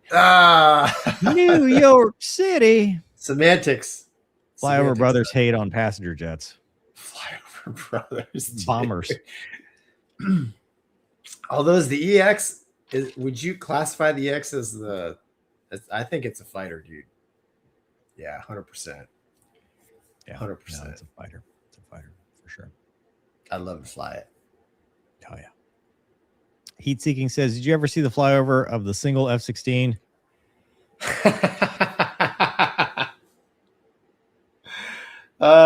Movie. That's funny. Did you know him, Mover? No, never heard of him. Sounds like a douche though. Yeah. People with M call signs I don't trust. Subi says, just finished my PC building on DCS now. Any chance I can fly with you guys sometime? Well, unfortunately, not me. Us to fly at all, which we don't. Mover, you do some DCS. Helicopters mostly. Oh, okay. Yeah. Go fly with the hooligans. Okay. Right. Thank you. Appreciate the advice. What do we got? You want to go controversial or less controversial? Dude, doesn't matter. Doesn't matter. Doug, are you loaded up to talk about the New York Post article? I mean, I can be. I've got Turkey boy. up. Hold on, let me sit up. It is the New York Post, though, man. Right? Yeah. Is that? Yeah, it's So interesting. this has been making its rounds. Are airlines' DEI policies affecting safety? You need the banner, Gonky? Because I don't. No, I don't need any banners, dude. That's right. So the New York Post, the bastion of truth, has an opinion piece that says, despite Trump's efforts, airline DEI programs are still risking people's lives. 3 million Americans will board a plane today, assuming the pilot earned that seat through merit. Would they not board otherwise? I think that most people probably would. Oh, the people boarding are assuming. They're not. Right. It's not assuming. Okay. English is hard. They shouldn't. For decades, airlines have subordinated safety to diversity quotas. President Trump rightly recognized this danger. Early on, he ordered the FAA and Department of Transportation to rescind all DEI initiatives and return to merit-based hiring and promotions, but the FAA can and must do more. Federal law makes it illegal to run an airline without an air carrier operating certificate. These certificates must contain terms necessary to ensure safety and can be revoked if the public interest requires it, so the government has leverage and the stakes are sky high. I analyzed every U.S. commercial flight crash attributed to pilot error since 2000. That's 26 years for those counting at home.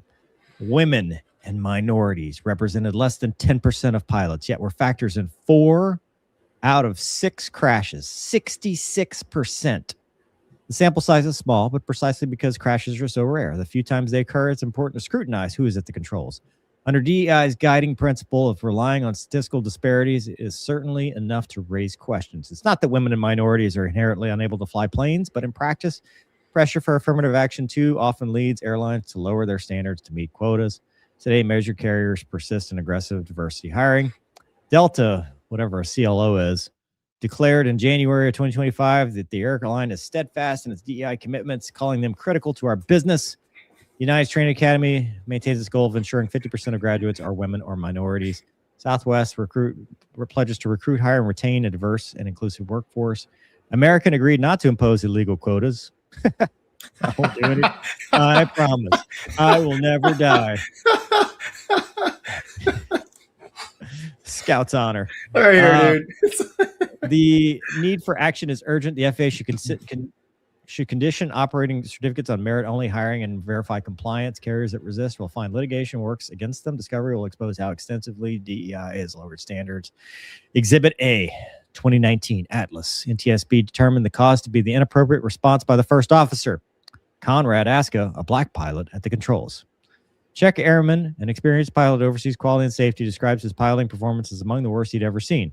When faced with an unexpected situation, Aska would get extremely flustered and could not respond appropriately. He panicked after accidentally initiating a go-around and flew the plane into the ground. Atlas remains unrepentant. Website declares equity and inclusion are deeply woven into our operations. Most diversity disasters leave far from complete paper trails. Training failures happen behind closed doors. Near misses can go unreported. Crashes can be blamed on mechanical failure, understaffing, or other politically acceptable causes. And then they talk about the standard Lieutenant Kara Hultgreen, the first female F-14 pilot. She crashed and died. They declared it general neutral, but there was a whistleblower. And then 2022, United 777 departing Maui plunged toward the Pacific, pulling up just 750 feet from the water. The NTSB plane pilot error. The pilot's name never released.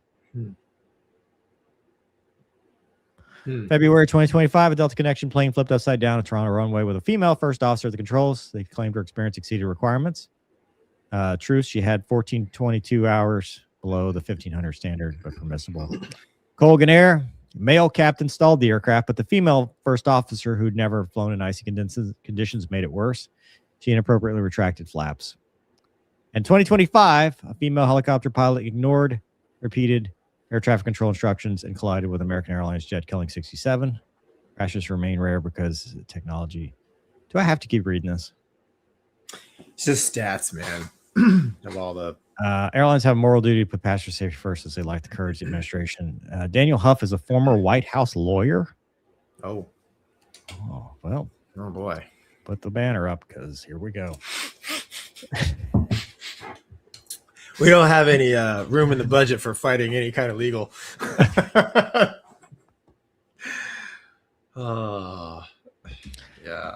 It hurts. It hurts, Gonky. This article is so stupid. Go ahead, please. Your thoughts. Oh, what do you? I'm curious. No, What do don't you put think? pilot. You know, give a shit. Everyone. What do you Huh? think? What do No, you I ask you first. You want to Man. know what I think? Fine. We're going to talk about it because this is stupid, Gonky. All right, statistics lie. First off, like, right, we know this. You can make stats do whatever you want. There are two competing things here. One is, I think we agree, you and I, Gonky, probably not people, that a person should be in the seat that is most qualified for the job. That's a pretty universal thing. Like the most qualified, most competent person should be the one taking Meemaw to, see the grandkids on the red eye or whatever she's doing, but she shouldn't be out that late. Let's be honest. But in the past, there's been the pendulum, right? We've quotas we don't like. We don't like where you go out of your way to exclude qualified applicants just so you can meet a quota. However, there's nothing wrong with giving qualified people who otherwise might not get that opportunity a chance by making it more accessible, by encouraging them to join, by encouraging their ability to get the job. Not at the downfall of others, but for the benefit of aviation, because in general, diversity is better because you get different schools of thought. People think differently. People do stuff differently, et cetera. It's just, in general. This thing with the stats. Okay. Going backwards, he talks about the Black Hawk crash. Blames the woman. We've covered that extensively. That's nonsense. There is no evidence that the captain, Rebecca Lobach, was ignoring any commands and had any more or less SA than the instructor that could have and should have taken the helicopter if such a dangerous situation existed and did not, because probably, more than likely, he equally had no situational awareness because it was a mishap and bad things happen in mishaps. The Colgan Air thing, stupid. He literally leads off with the captain stalled the airplane.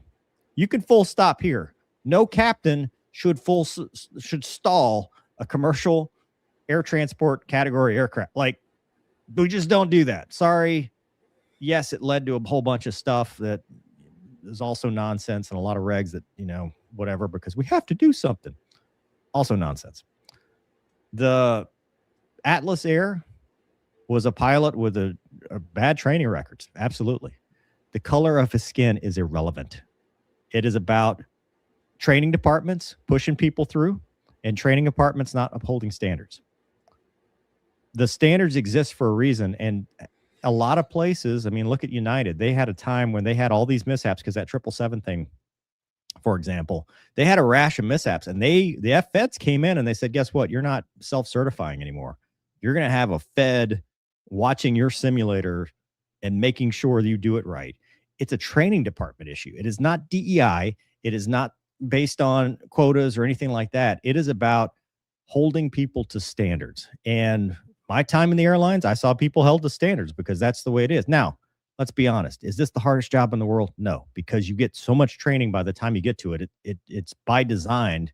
If you study and put an effort in, you should get through it. It's not rocket science. However, some people can't. And that's a training department issue. That is not a diversity or we hired somebody that we shouldn't have. Now, where I think DEI is a problem is at the corporate level. I think you still see that at the corporate level in who management picks from the union, who, how they go about, going to certain events for hiring. I do see issues with that. But does that mean airline is not safe because of this? No, it just means it's some BS policies that maybe they should throttle back and, it's a sign of the times. But airlines are still safe regardless of what his admitted, oh, I don't have a lot of data because there hadn't been a lot of crashes. Well, no shit, Sherlock, because it's safe. Your whole premise is stupid. Gonky, your thoughts? Yeah, we mostly agree, dude. So yeah, the article, it is missing some stuff, but like only because, dude, listen, the DEI thing, I have just experienced it myself. I've seen it myself. It actually does exist. Way more so I saw it in the military.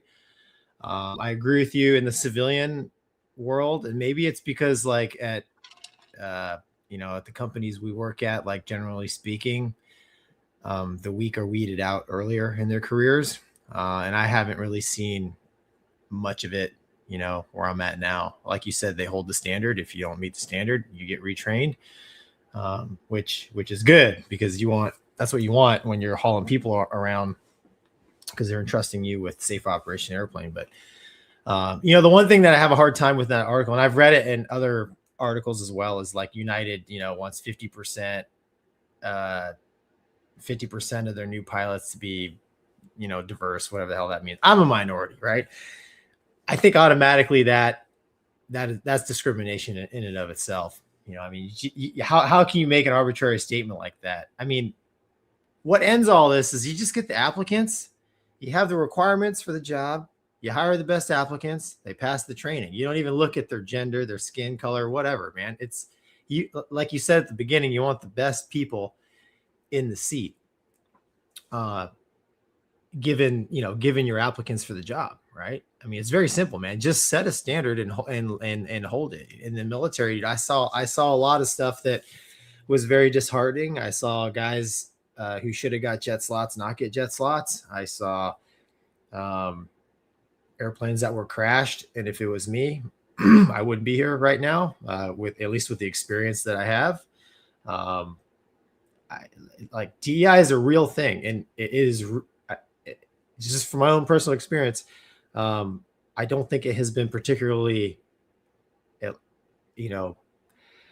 good per se, because like I said, there's a lot of good applicants out there that are on the other side of it, that in my opinion kind of get screwed out of opportunities. That being said, man, as a Hornet instructor, I trained a lot of female pilots, Wizzos, all different colors. I never failed a student, man. They all met the standard. I treated them like, hey, if I go out in the fleet as your flight lead, I need you to be a good wingman. And all of them, did great. They met the standard and were fine.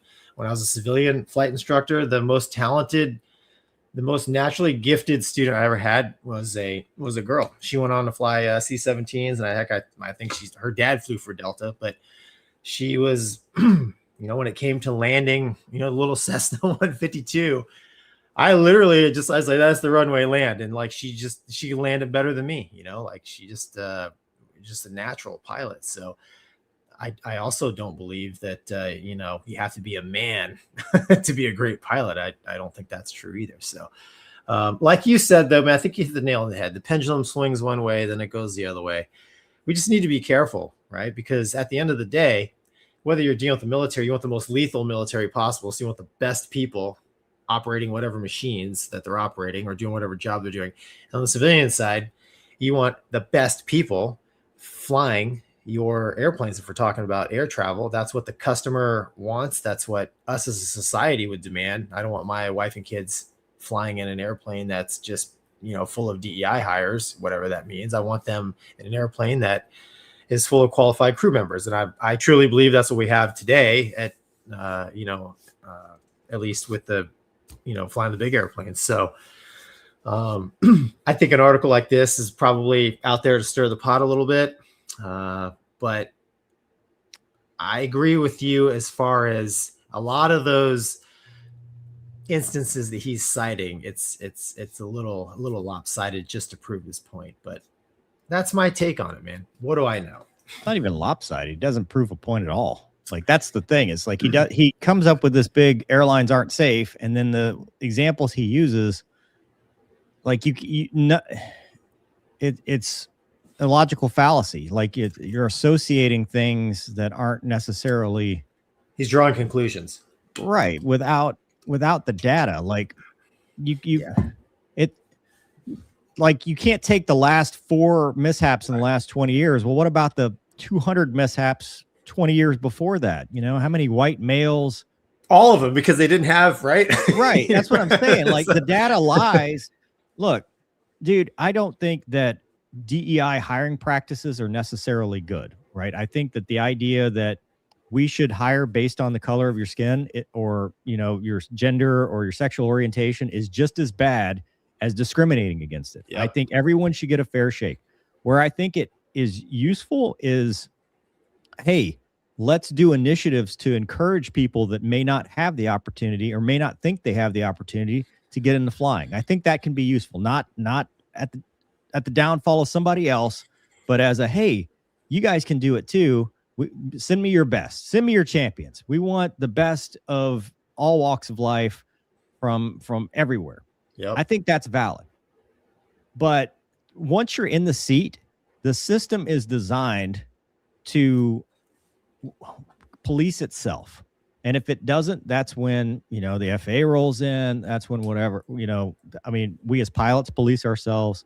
The reason air travel is as safe as it is not because of any one person or any one group of people. You know, it is about the training departments that do the work, that make sure we're standardized and all that stuff. And they're crew aircraft. We back each other up as it is.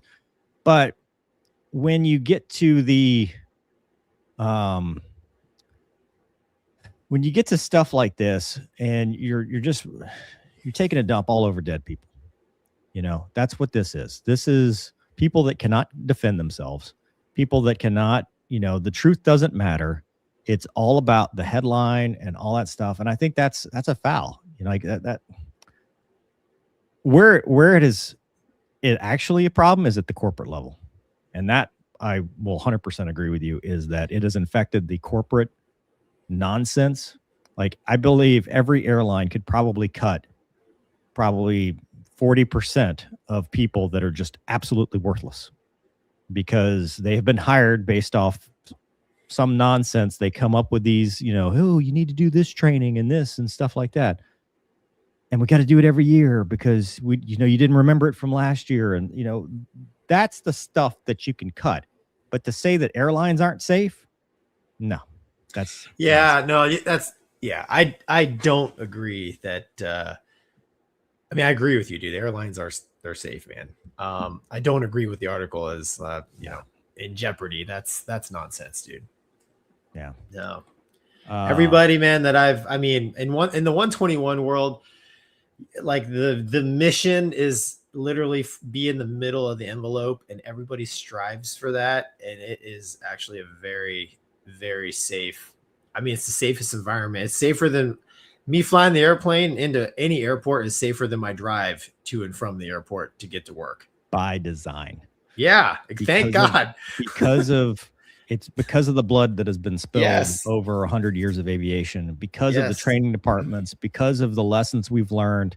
And that is not, it's gender neutral and colorblind. It is not, has nothing to do, like, it's all HR, it's all corporate.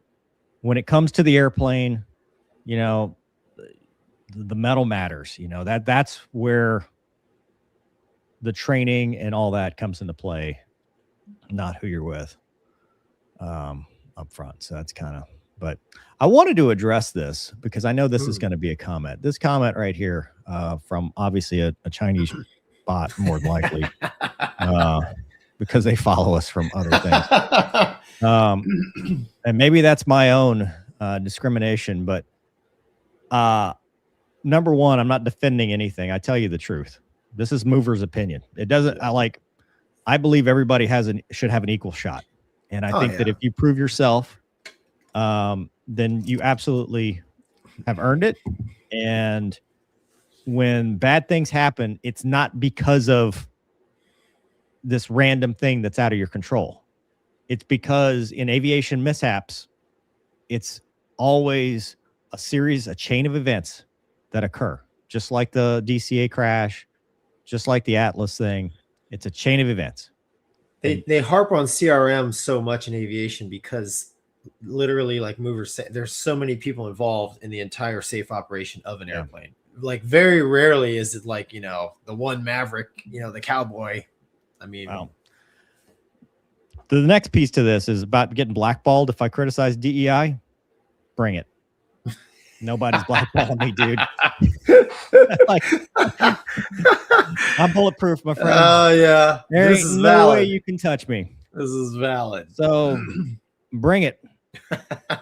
I'm the last person that's worried about that.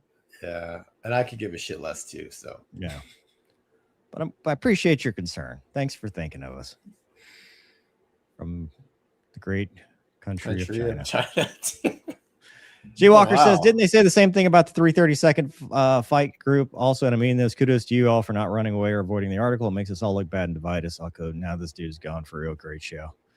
Wow, Well, thanks, Jay Walker. But yeah, dude. I mean, I saw it. It's trending. You know, it's the numbers. The real numbers don't lie. Aviation is safe. Yeah.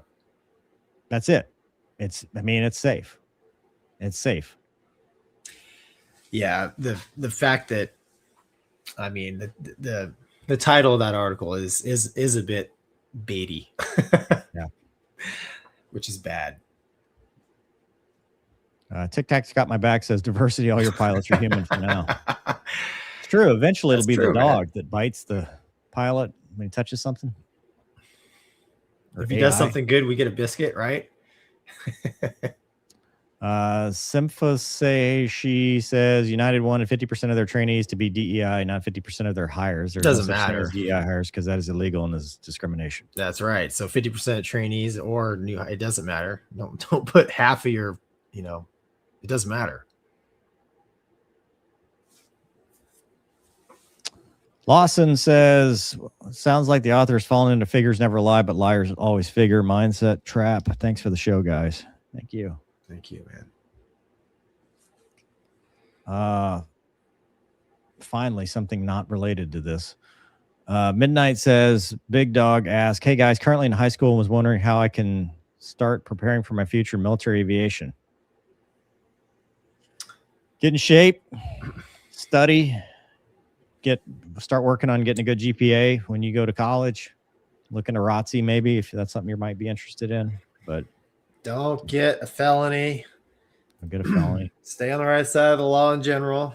Stay on the right side. Don't do drugs. Drugs. Oh. It's way easier if you have not procreated. Less distractions is what I'm trying to get at. But don't not procreate just for this. Yeah. You find the right woman. Correct. Whatever man or whichever way Big Dog is. It could be either way. If you're of my limited mental capacity, I wouldn't have made it if I had wife and kids. Anyways, yeah, man, just keep, like Mover said, just keep the standard stuff. Do good in school, stay in sports, right? Stay physically active, no drugs, stay away from the alcohol, no smoking. Don't get arrested. Don't do anything stupid, and keep an open mind.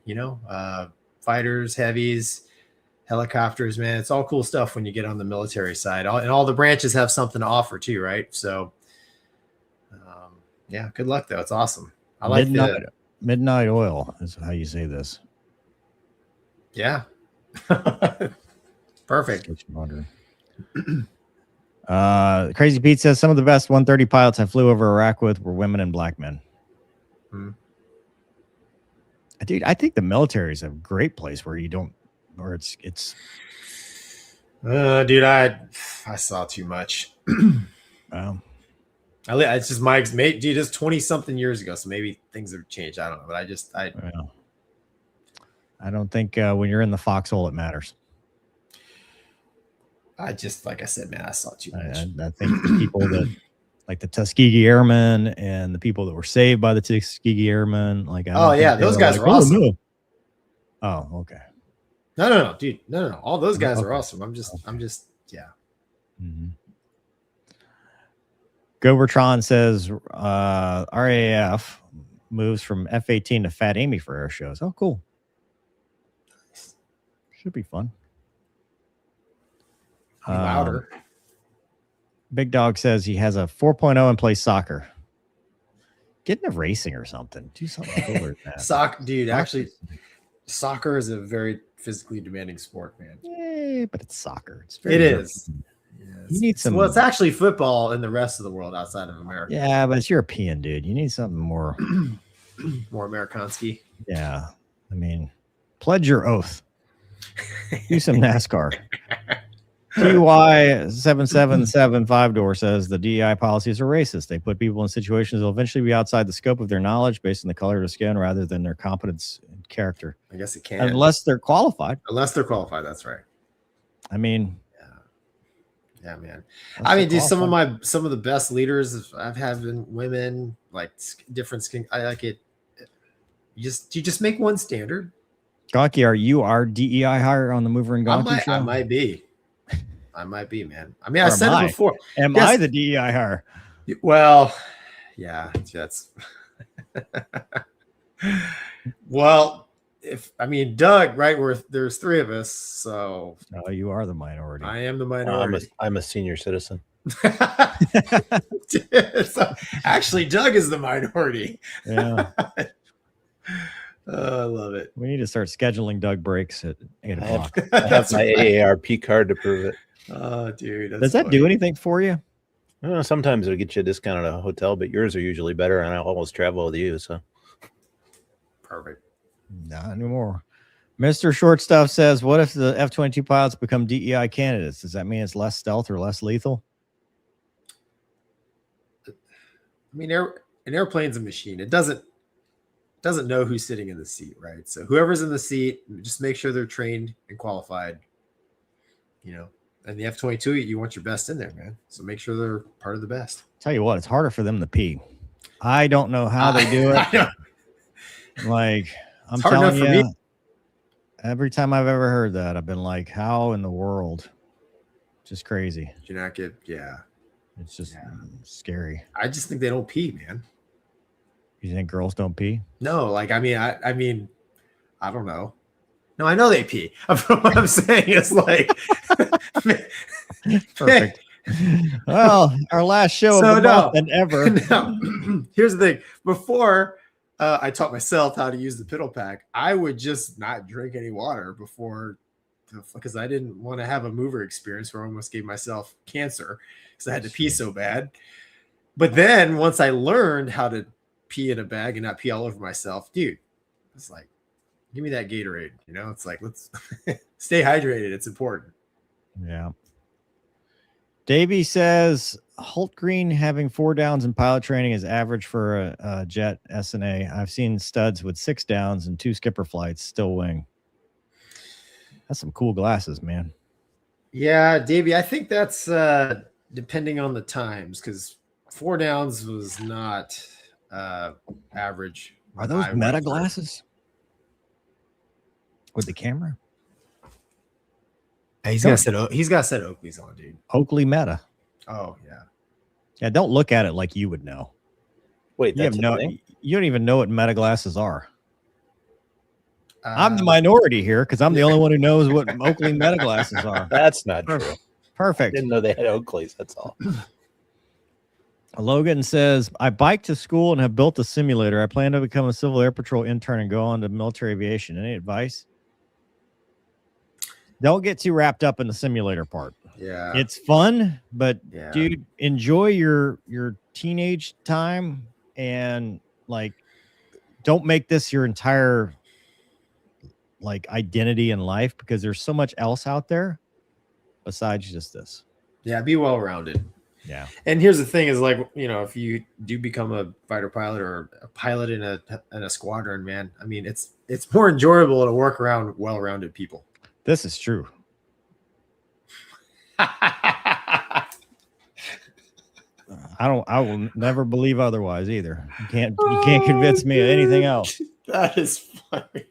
That's a factual statement. You know what? I tend to agree. Mm-hmm. Oh, geez. I don't know, Mover. It's so funny. So funny. All right, we had no show for tonight, or what?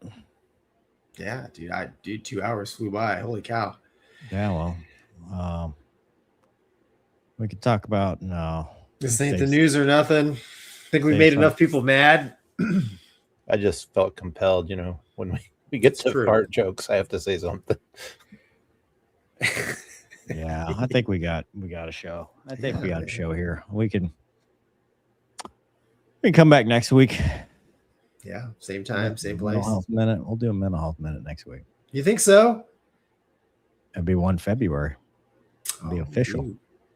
Oh. Uh-huh. Oh, and we have It's not slapped me by technically- that.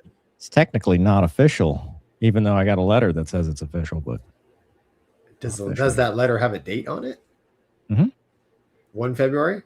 January 16th. Oh. Okay. Yeah. But my official date is 1 February. Okay. Well, then next week we'll have a mental health minute, man, because it's been a while, hasn't it? A couple weeks. Yeah. Boneheaded dumbass says, I like the car. mover. Yeah, I do like that car. I don't like the ground effects. Yeah, I like the hood. I like the car, but I don't know about the ground effects. I like the LS1.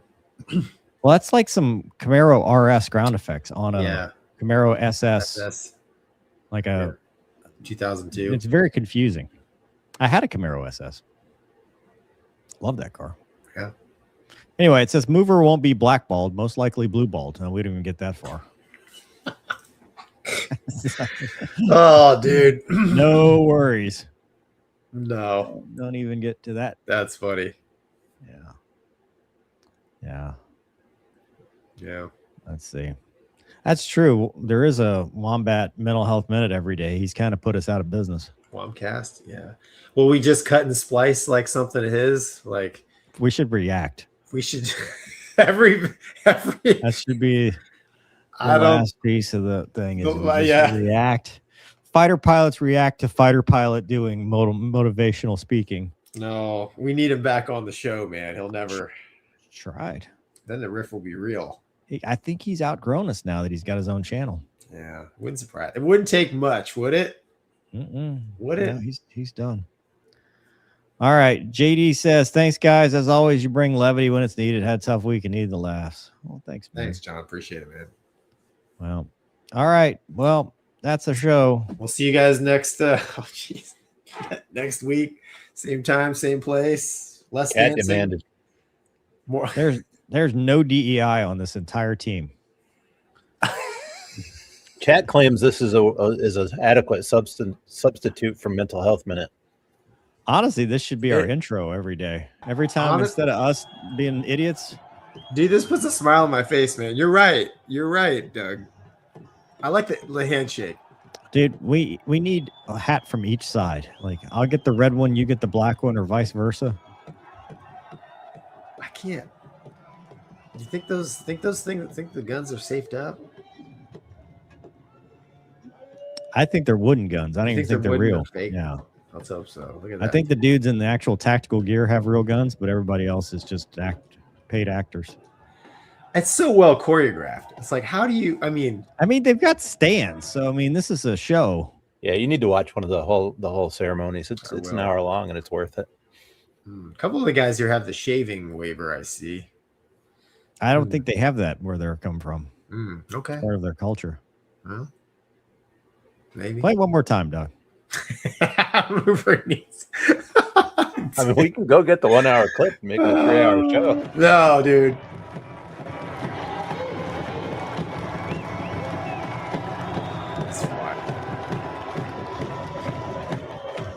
I like those neckerchiefs, man. What do you pick up off the ground? Probably somebody stomped part of their shoe off. I watched a video the other day of them putting a howitzer out, and they do the whole dance routine for that too. Really? Yeah. Wonder if they're still dancing during Operation Sindor. I think they took a little hiatus. It became words instead of dancing. I gotcha. There's no handshake. They deleted the handshake. Yeah, it was they give the bird, maybe they were, the. All right. All Good right. night, everybody. Thanks night, for your everybody. service. Thanks for joining. Right, folks.